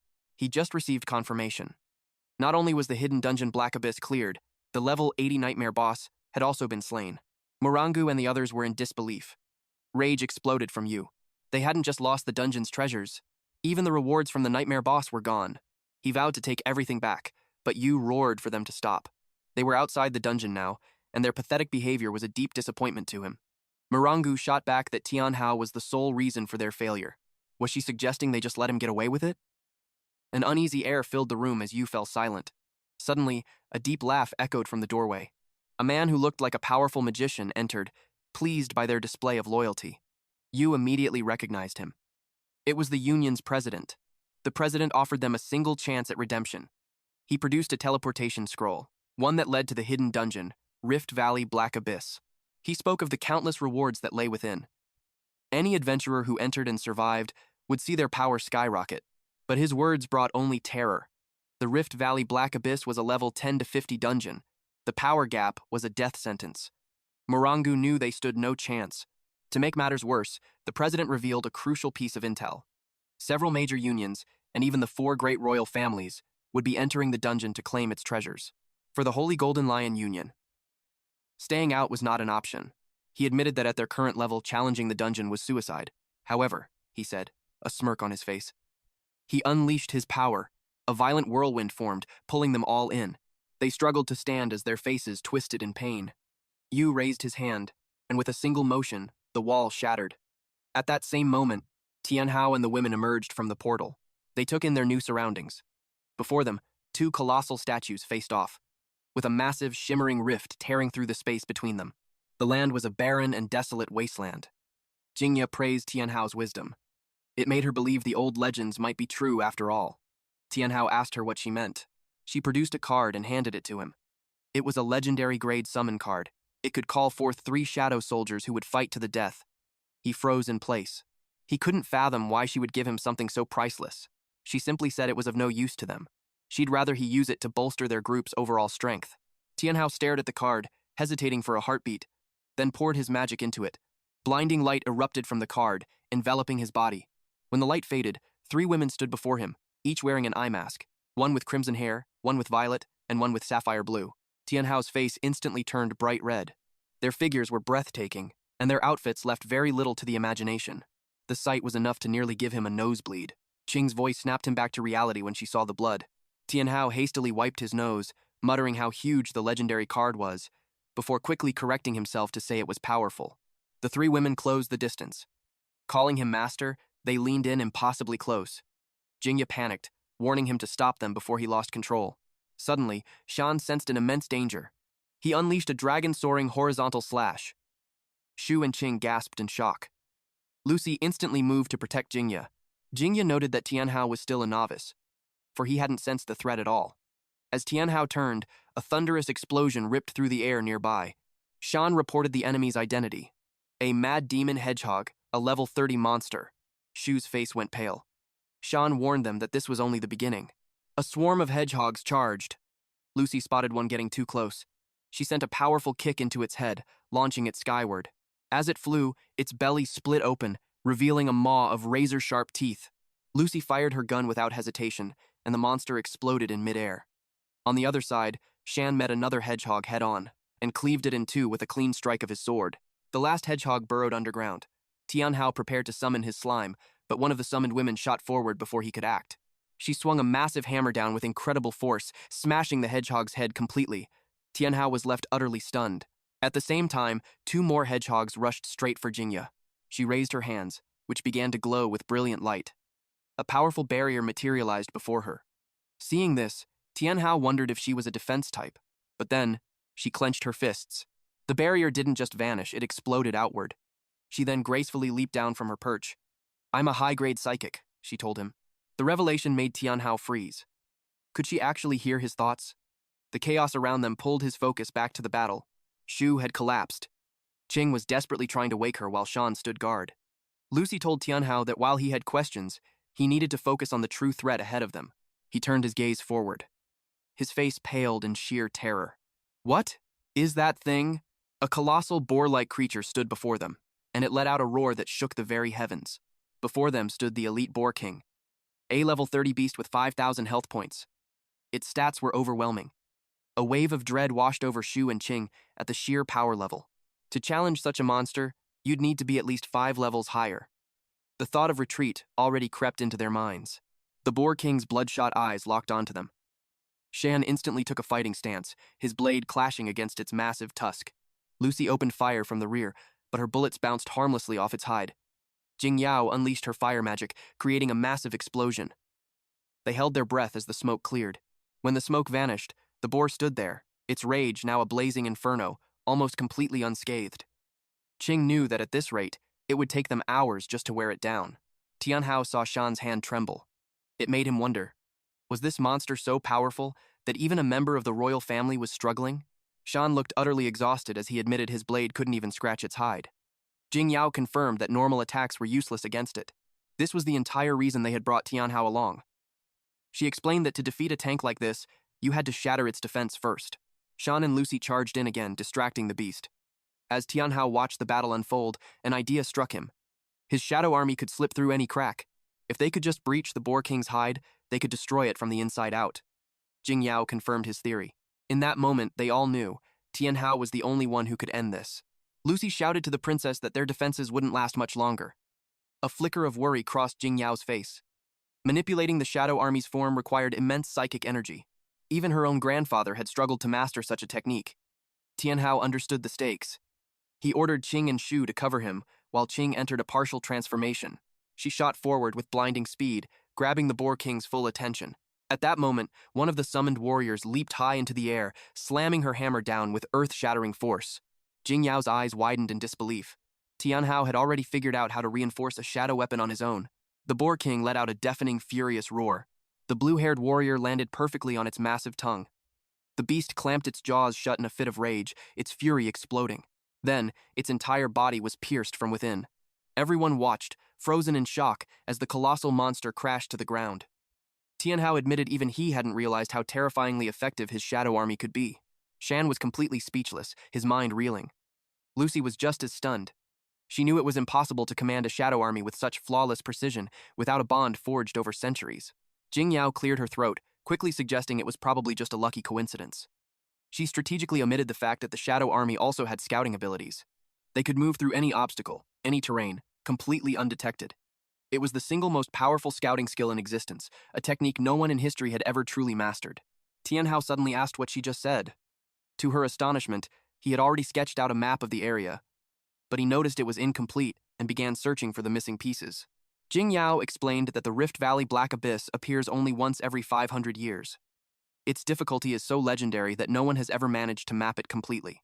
Besides, Tianhao's shadow army was still too low level. It could only scout a radius of about 3,000 meters. Even so, it was the most complete map of the abyss recorded in hundreds of years. They all wondered, could the prophecy finally be coming true?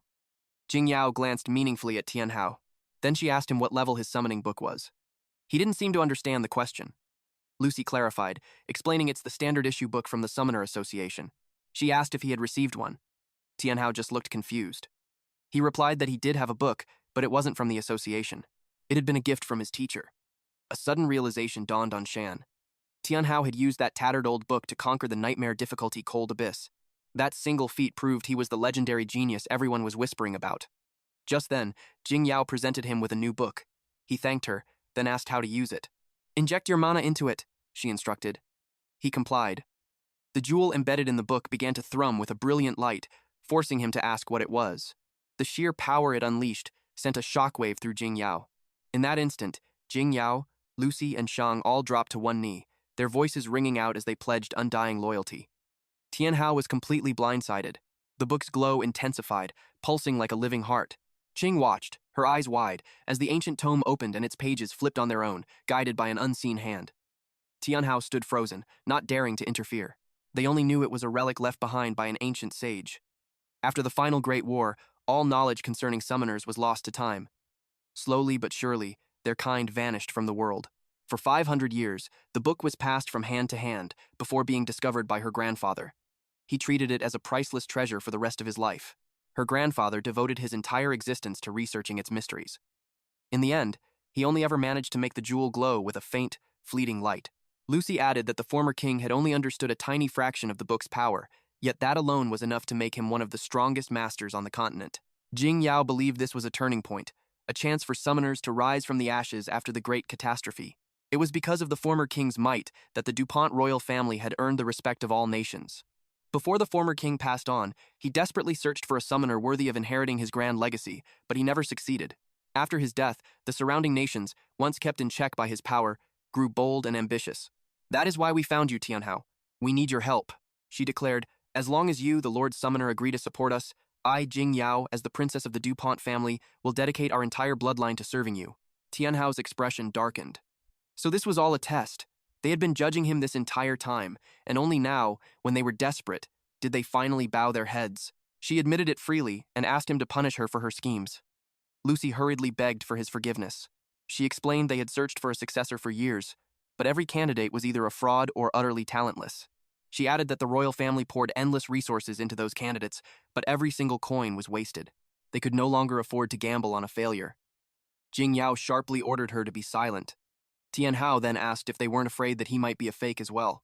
Jing Yao replied with unshakable confidence, "No. You are the only person in 100 years who has made the jewel shine so brightly." Her grandfather once told her that anyone recognized by the book would become the king of the DuPont family. Qing asked if no one else had ever tried using the book. Shan explained that many had tried, but those people were already bound to low-tier treasure books. Once a treasure book is bound, unless the summoner breaks through to the next stage, they are unable to bind another. They had also attempted to force a bond, but it always ended in utter disaster. Tianhao hadn't registered at the Summoner Association, which is why he was able to bind with it directly. He corrected her, stating that he had earned it. Jing Yao explained that if a summoner was not recognized by the treasure book, the binding ritual would result in their death. Tianhao was startled. He realized in that moment that failure would have meant his own demise. They could only fall to their knees and beg for forgiveness once more. He ordered them to stop kneeling for no reason and told them to stand. He said he had no intention of punishing them. They obeyed. Jing Yao then asked what was written inside the treasure book. Tianhao remembered he now had a very insightful subordinate. He glared at her, releasing a wave of pressure. He told her to read his mind, since she claimed to have such an ability. It was a test, a challenge to see just how far her loyalty would go. Jing Yao was terrified. She insisted that even if she had the courage, she would never dare to do such a thing. He challenged her again, his voice cold. Loyal subjects obey their king. In the end, she forced herself to comply. Instantly, she was consumed by absolute horror. Her legs gave out from under her, and she collapsed, wetting herself in pure terror. Her entire body trembled as Lucy rushed to support her. What she saw was Tianhao, standing at the center of a terrifying aura with several demonic crimson figures clinging to his arms, legs, and back. The scene was a vision from hell. Lucy helped her up and asked what she had seen. She stared at Tianhao, her eyes wide with fear. He calmly asked her to explain. She said she saw a red devil descending upon the mortal realm, one that would ignite a massive, world-changing revolution. Tianhao reminded her to read his mind, not to speak in wild exaggerations. She bowed deeply and said she had seen a red demon standing right behind him. He pointed at his shoulder and asked if she was calling the cute little creature a demon. She said her grandfather once issued a warning. If the red devil appeared, the world would drown in an ocean of blood and carnage. She was now convinced that the DuPont royal family's destiny was to serve him and him alone. Tianhao was beginning to think she was completely insane. None of it made any sense. He then remembered to collect the monster's soul. Taking out his cube, he separated the soul from the corpse. The sight made Jing Yao turn pale. Tianhao now possessed 2 elite-level monster souls. He began to wonder what would happen if he implanted a soul into one of his summons. Tianhao noticed she had suddenly gone silent. He was caught off guard when she stepped forward and wrapped her arms around him, her chest pressed against his. He blushed instantly, his nose starting to bleed as she promised that from this moment on, she would face any and all danger for his sake. Qing snapped in a jealous rage and yelled at her to let him go, shouting that he wasn't someone she had the right to hug. Jing Yao fired back, calling her a mere commoner and telling her to shut her mouth. She boldly claimed that Tianhao belonged to her. That only made Qing even angrier. Tianhao shoved Jing Yao away and yelled for them both to stop arguing. He reminded them that they were still deep inside a dangerous rift. Jing Yao happily replied that she understood. He wiped away his nosebleed and asked Jing Yao why she had brought him into the rift dungeon to begin with. She was just about to answer when suddenly, Shan and Lucy sensed danger. They shouted a warning as a deadly arrow flew straight toward them.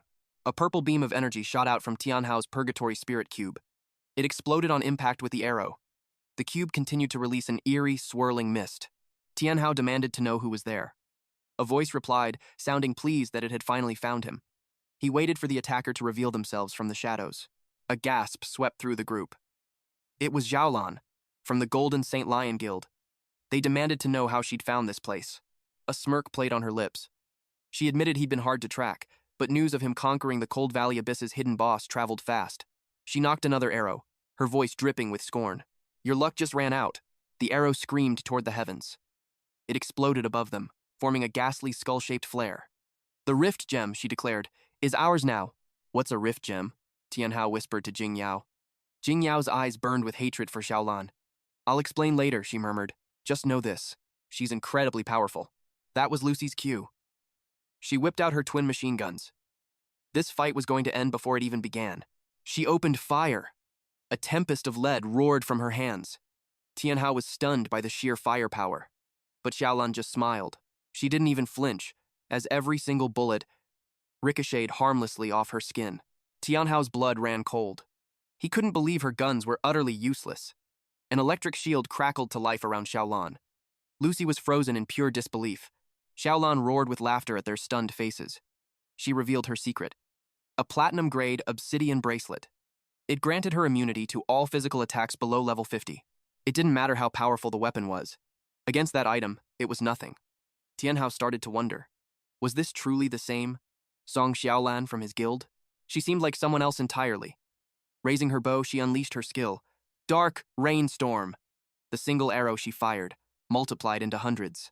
A deadly shower descended upon them. Lucy stood her ground, unafraid. Her guns were forged from refined steel, incredibly tough. She sneered at the incoming arrows, but to her horror, they tore right through her defenses. Several arrows found their mark, piercing her body. Shang instantly rushed to her side, his sword a blur, deflecting the rest of the volley. Jing Yao's heart pounded with anxiety. Ju scrambled over to begin healing. There's something wrong with those arrows, Lucy gasped. Thank goodness she was a cleric with a high constitution, or she would have died right then and there. Tianhao couldn't fathom it. How had Xiaolan's power exploded like this? She was completely overwhelming Lucy. A warrior who was already level 30. Xiaolan sneered at them. Stop your pathetic struggle. Her eyes locked onto Tianhao. Hand it over. Cooperate, she hissed, and I might let you live. Shang's blood boiled at her arrogance. He would end this now, in a single devastating blow. He unleashed his ultimate skill, Break Cross Slash. But Xiaolan reacted in a flash, activating her own void-piercing arrow. She let the arrow fly. Her attack met Shang's slash head-on. The powerful aura around her arrow utterly annihilated his attack. A second arrow immediately followed, screaming toward him. He desperately raised his sword to block. The impact was catastrophic. His hands trembled uncontrollably, his entire body buckling from the force. Xiaolan scoffed. Level 30 is nothing. Tianhao saw it then. Her profession. It was completely different now. Jing Yao, he asked, is it possible to change your profession a second time? A second job change is impossible, she replied instantly. But then, she froze. A horrifying realization dawned on her. Xiaolan must have made a pact with the Lord of the Abyss. Jing Yao had heard whispers of such a forbidden technique. By binding yourself to the Abyss Lord, you could gain a new profession. But the price was your very soul. Xiaolan cackled. It doesn't matter what you know, because you're all about to die anyway. Once more, she unleashed void-piercing arrow. She surged forward, loosing a storm of projectiles. Malevolent purple energy tore through the earth, as the arrows fanned out in all directions. The shadow army was caught in the blast. Jing Yao's eyes blazed with fury. Xiaolan felt it then. Jing Yao was a threat she couldn't ignore. This realization forced her hand. She would have to use that move. It was a forbidden technique, one that put an immense strain on her body. She could only use it 3 times, but she was certain one time was all she needed, to wipe them all out. A frenzied storm of bow strikes descended, but Lucy remained perfectly calm as the arrows closed in. She summoned small vortexes of energy around her, effortlessly deflecting every single attack. Xiaolan was completely stunned. Then, in the next instant, Lucy sent the arrows, flying right back at her. A wave of panic washed over Xiaolan. She was in deep trouble. She dropped low, bracing for the counterattack. The reflected arrows slammed into her barrier. Cracks began to spiderweb across her shield. When the onslaught finally ceased, she let out a shaky breath of relief. She was alive, barely. Lucy glared down at her. You're not worthy. Finding her opponent incredibly annoying, Xiaolan changed targets, locking her eyes on Tianhao. She crushed a talisman in her hand. And in a blink of an eye, she appeared directly behind him. Lucy's heart stopped. Xiaolan was about to strike him down, but suddenly, the cube in his hand began to vibrate violently. A mysterious female warrior emerged, wielding a colossal weapon. The color drained from Xiaolan's face, and in the next second, she was crushed by a gigantic warhammer. In the aftermath, nothing remained of her but a pile of dust. Ju and Lucy were completely speechless. Once, Ju snapped out of her shock. She immediately began casting healing spells on him. Jing Yao leaped into his arms, overcome with relief that he was safe. The sudden embrace triggered another nosebleed. His face turned beet red as her chest pressed firmly against him. Jing Yao beamed, as expected of the chosen summoner. Even at a low level you can defeat such a mighty foe. He shot back that the heir of the DuPont royal family couldn't even block one of her attacks. She quickly made an excuse. I was just holding back, to awaken your hidden potential. Oh, I see, Tianhao replied with heavy sarcasm. He then cleared his throat. So, how long are you planning to hug me? Flustered, she immediately jumped back. Tianhao marveled at the purgatory spirit cube. He never dreamed that the soul of a mere roaming corpse leader could be so overwhelmingly powerful. A timer then appeared, counting down from 6 hours and 56 minutes. Just as he suspected, souls summoned from the cube had a long cooldown. Then again, an attack that devastating having a cooldown was only fair. If the corpse leader's soul was this strong, he could only imagine the power of the Bristle Pig King's soul. What are you spacing out for? Lucy asked, interrupting his thoughts. If we wait around any longer, someone else will snatch up all the loot. Tianhao then turned to Jing Yao. What did you mean? About a second job transfer? It's not logical for someone's power to grow that quickly. Jing Yao scoffed.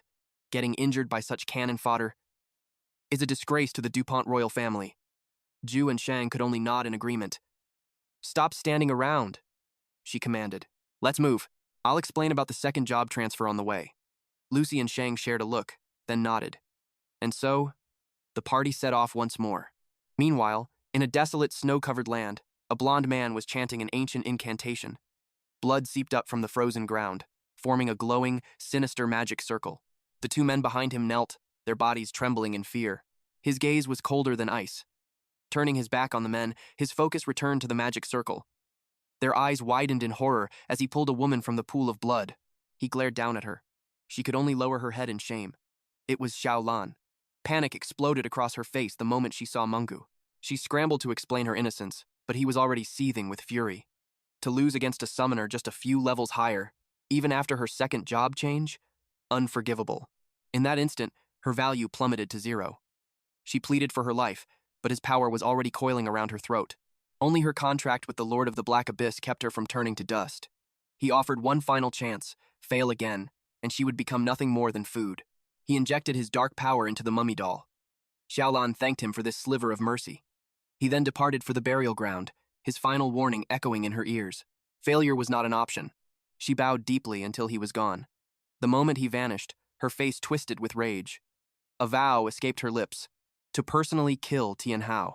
Meanwhile, Tianhao's group ventured into a dark alley, where strange plants and purple flowers clung to the walls. Tianhao was shocked. How could any plant life survive in such a desolate place? But Shuer's eyes began to sparkle with recognition. This was a premium medicinal herb sold in pharmacies. Lingji grass. But how could it possibly grow here? Jingyao explained that a single stalk was worth hundreds of gold coins. Yet here, they grew like common weeds. Their true purpose? To sustain a single life. That final statement seized Tianhao's attention. He demanded to know what she meant. She revealed the truth. This was the Rift Abyss's hidden dungeon, and the end of their journey. The master of this burial ground was once a pioneer for humanity, a hero in the great war against the Black Abyss. She said no more, telling them to witness the truth for themselves. Every stalk of Lingji grass here had been corrupted by monsters, rendering them completely worthless. Shuer's heart broke as she reached for one. The mushroom turned to dust in her hand. Lucy silently offered her a handkerchief, urging her forward. So they pressed deeper into the darkness. The path seemed to stretch on for an eternity, until it opened into a vast field, overflowing with Lingzi grass. Jingyao's voice grew heavy. This place held the secret of the second job change, and the terrible price paid for defying the Black Abyss. Before them, a naked woman was bound to a tree. Zhang Qing stared in shock, asking what this was. Jingyao explained the grim reality. The second job change was created when the Abyss Lord absorbed the life force of its users. This woman, and all the original pioneers, had become nourishment for the Abyss Lord, twisting the Black Abyss into the nightmare it is today. The Abyss Lord stole the life force of heroes, to grant ordinary people the power of a second job change. But anyone who accepts this power has their very soul seized by demons. If they ever disobey, they can be reduced to dust in an instant. Tianhao's brow furrowed. He realized she had known all of this from the very beginning. Now, her true reason for bringing him here was a mystery. Suddenly, she grabbed his arm, her eyes burning with resolve. Her goal was to end it all. He stared back, bewildered. How could he possibly do that? She revealed the prophecy. Only the hand of a summoner could call forth the final remnants of spiritual power, the hearts of the fallen pioneers, and use them to stop the Abyss Lord's destructive plan. The moment Tianhao touched the tree, a golden light erupted. The light converged on the woman's chest, fading to reveal an emblem of holy light. Our hero could only wonder, what does this power do? Lucy provided the answer. The person before them was the first-generation human holy cleric, Jiang Qing. The revelation hit him like a physical blow. He stared at her, truly seeing her for the first time. Jing Yao noticed the spirit stone in his hand. It was reacting to his immense talent as an S-rank summoner. But Jiang Qing's spirit stone was no mere relic, it was a protective charm. Her eyes snapped open, and she screamed, "Give it back!" The sheer fury on her face sent a chill through them all. Tianhao instinctively shouted for everyone to get back. Just then, carnivorous plants with razor-sharp teeth erupted from the ground. In an instant, Jiang Qing transformed, her body shifting into a battle stance. She unleashed a terrifying wave of power. Jing Yao immediately sensed the overwhelming danger. Jiang Qing's energy condensed into a single, terrifying orb, and she fired it directly at them. They barely threw up a barrier before it shattered into pieces. Jing Yao and Tianhao were sent flying. They slammed hard into the mountainside. Jing Yao cursed, the impact knocking the wind from her. Tianhao desperately asked her what was happening. She snapped at him to stop talking and transfer his power to her now. She was sitting on his lap, gripping both his hands, causing his face to burn bright red. He stammered, asking how he was supposed to do that. "Use restoration magic," she yelled urgently. He had a sneaking suspicion what she meant, but he needed to be absolutely sure. Shuer and Shan watched in terror as Jiang Qing prepared another blast. Shan drew his sword without hesitation. He threw himself directly in the path of the beam, meeting it with his blade. He screamed to Jing Yao that he couldn't hold on for long. She pushed Tianhao harder, her desperation growing. Nothing else mattered. In that moment, she kissed him. Tianhao's world froze. He finally understood how soft and sweet a girl's lips could be. His nose began to bleed from the sheer shock, but he kissed her back. A brilliant golden light enveloped them both. Shuer saw the spectacle and pointed it out to Jiang Qing. Jiang Qing could only scold Tianhao for his insolence. But just as suddenly, Jing Yao shoved him away. Playtime was over. She was fully recovered. And now, it was time to counterattack. The orb of power in her hand grew larger and denser. Another terrifying force merged with it, striking fear into everyone present. It dawned on Tianhao. Jing Yao had absorbed his spiritual power. Across the field, Jiang Qing prepared to launch another devastating attack. Jing Yao's voice was like ice. "Someone like you has no place in this new era. Disappear." Jiang Qing froze, her power suddenly vanishing into thin air. In response, Jing Yao unleashed her own devastating power. She controlled the energy with pinpoint precision, piercing straight through Jiang Qing's body. Jing Yao admitted to herself that she never expected Tianhao's spiritual power to be so potent. But a sudden shout from Lucy shattered her focus. She was pointing at something. The Lingji grass was dissolving, its essence flowing towards Jiang Qing. Jing Yao warned her to stop struggling, but Jiang Qing responded with a blood-curdling scream. Jing Yao instantly sensed the danger. A sonic wave attack. She took the blast head-on. Tianhao reacted in a heartbeat, summoning his slime to save her. The slime caught her just before she hit the ground. She pushed herself up, telling him not to worry. She had to stand. She had to keep fighting. Tianhao held her back, saying he had already taken so much from her. He couldn't let her fight his battles, too. Looking at Qing, he declared that a relic of the old era should be ended by the hands of the new. He stepped forward, his slime and unicorn ready for battle. The sight of him only sent Qing into a deeper frenzy, her horror twisting into pure rage. She began gathering an immense amount of power. Tianhao called out for his slime support, but a devastating beam of energy shot straight for him. He stood his ground, unmoving. But just as the blast was about to hit, a massive polar bear materialized before him. It took the full force of the attack, leaving Tianhao stunned. Shuer recognized it instantly. It was the cyclone's protective spirit. Jinga couldn't help but comment on the incredible power of Tianhao's companion. The bear roared, using its last ounce of strength to deflect the beam. The attack seared its paws as the transformation faded, revealing Qing. "Hurry," she urged, pointing out his chance. A tiny gap had opened in the sphere of light. Wasting no time, Tianhao used slime spit to summon reinforcements. Thick, red goo rained down upon the possessed girl. He mounted his unicorn, unleashing the Boar King's spirit. The colossal tusk lunged forward, aiming for her heart, but she stopped it with her bare hands. The impact exposed her chest, revealing a glowing, star-shaped mark.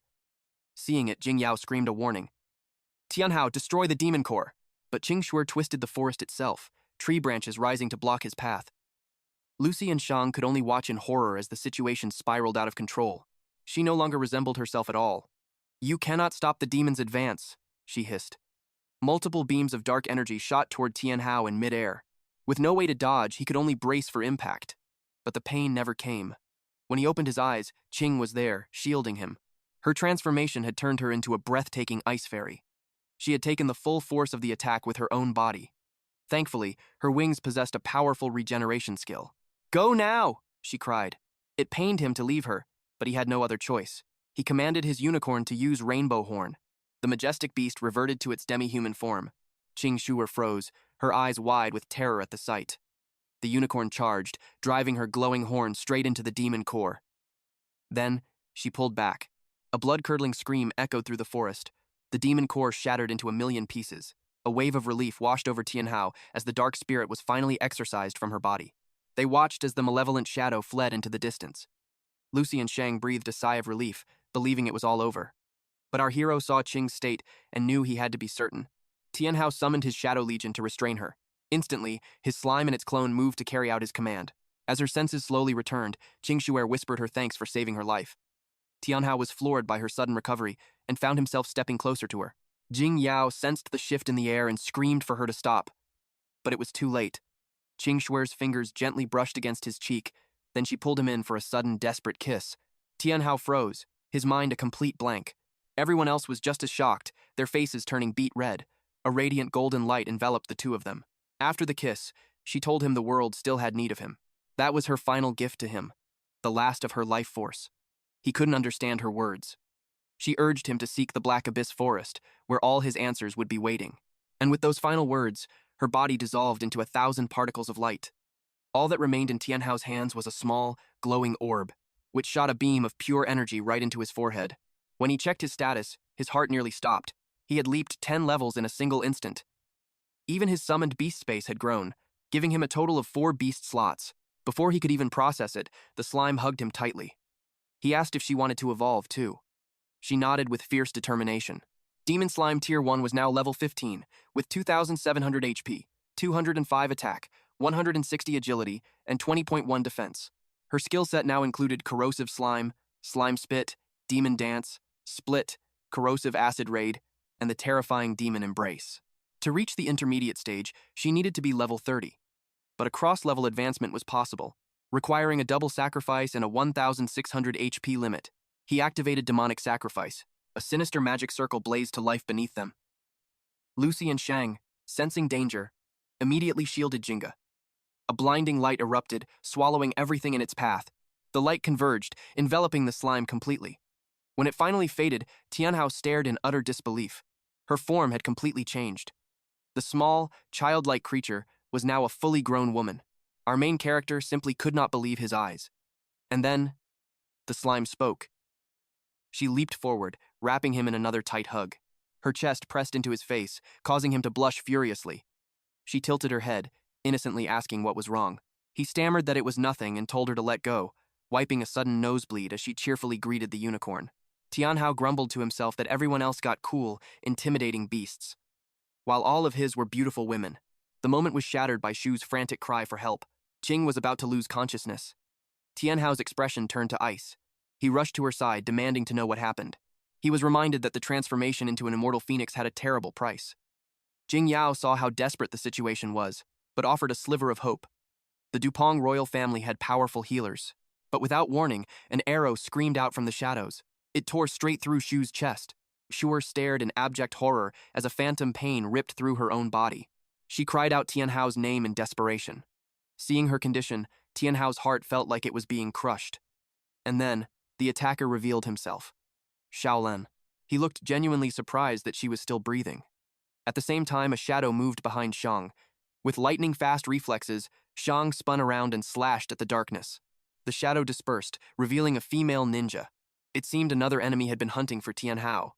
Meanwhile, Shuer trembled, the cold reality of the arrow finally setting in. Her pixie frantically tried to pull the arrow free. Shuer looked at Tianhao with fading eyes, weakly telling him she was happy she got to be with him. Lucy caught Shuer just as she collapsed, screaming for Tianhao to protect her while she began casting healing magic. Shang held his ground, guarding their rear, but the ninja's eyes never left her true target, Tianhao. Jing Yao stood in front of him, pleading for him to run. They still had 1 hour before the teleportation array would activate. He was their only hope. But his answer was a firm no. The reply caught her completely off guard. A cold fury was building in Tianhao for what they did to his companions. He warned them that they would pay for this. Jing Yao's anxiety spiked. He was still holding Qing's precious spirit stone. If he didn't escape now, it would all be for nothing. But Tianhao chose this moment to test his new power. Xiaolan merely mocked him, telling him to stop posturing. She sneered that he only escaped last time because she allowed it. Now, she would unleash the power she gained from her rebirth.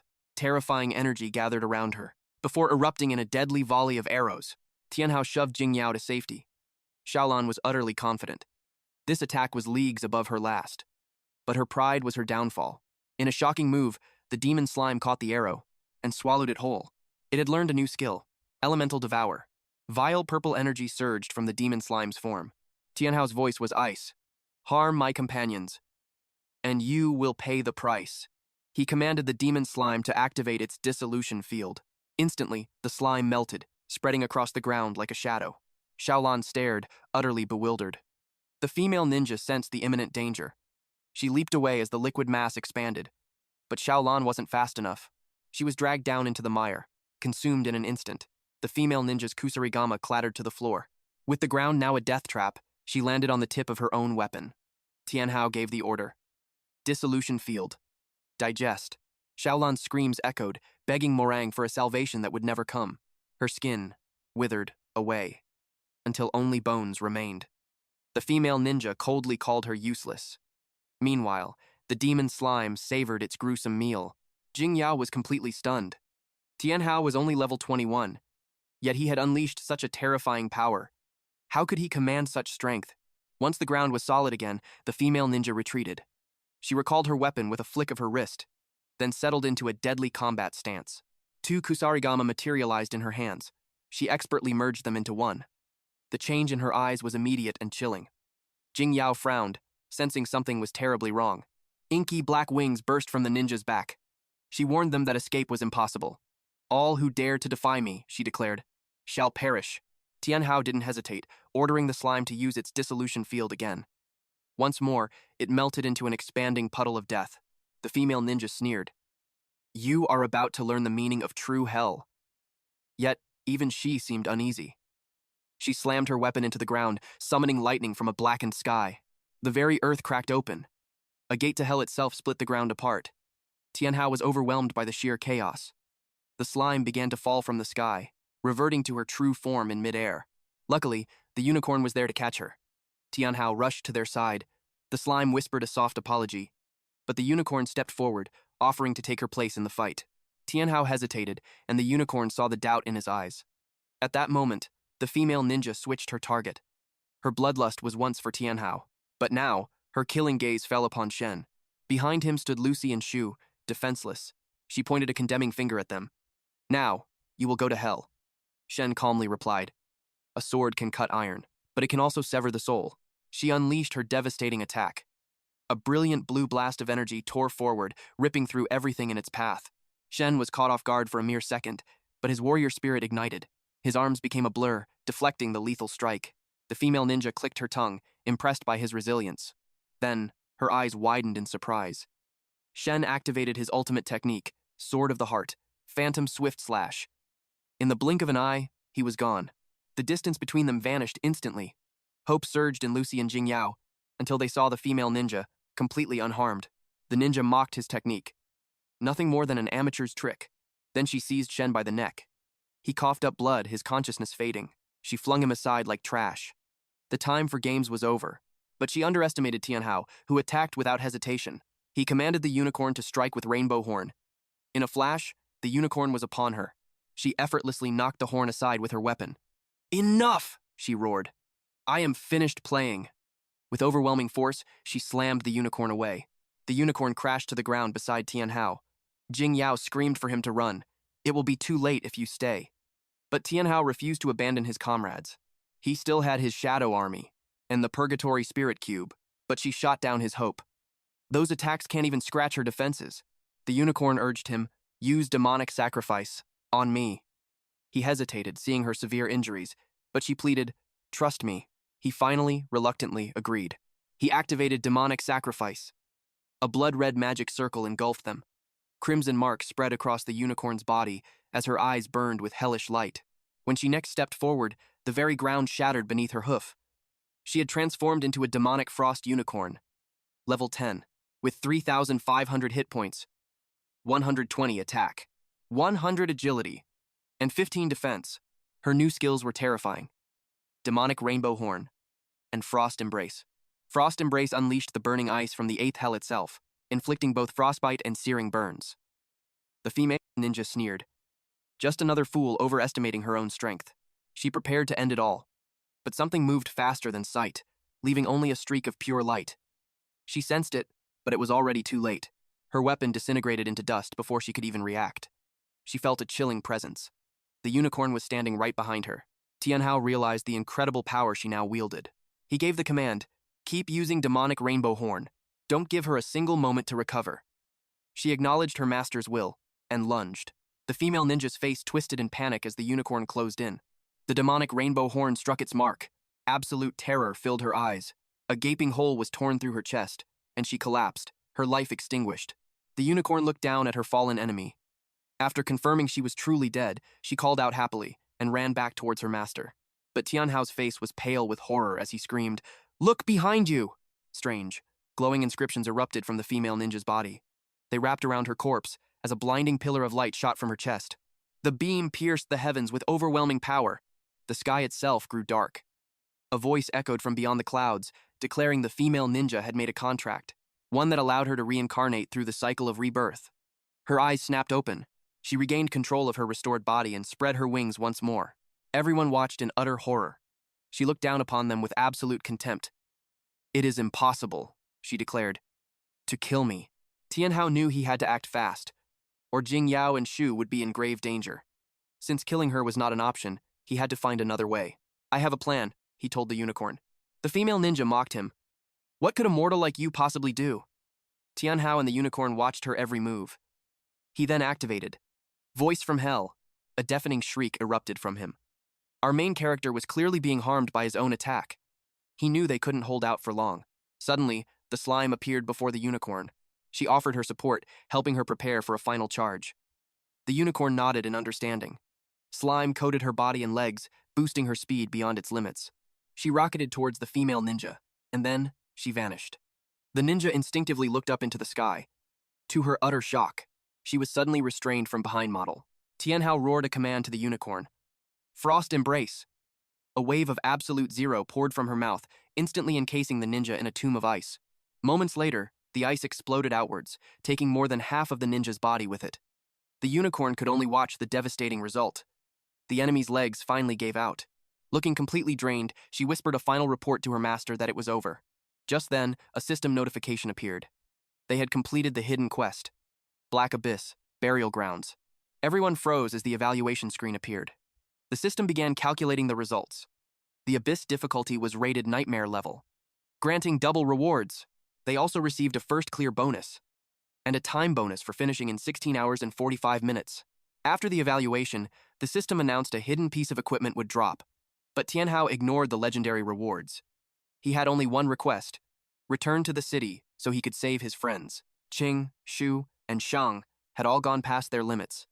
Lucy cried out that she could barely maintain Shu's heartbeat and feared it was about to give out completely. Suddenly, a mysterious, circular mirror formed around them, leaving everyone completely stunned. And on that cliffhanger, that's it for today's story. If you want the weekly chapter updates for this series, those will now be uploaded on my second channel, Manhwa Updater. So, if you don't want to miss what happens next, make sure to check it out and join the update gang. Thanks for watching. Stay cool, stay awesome, and I'll see you in the next one.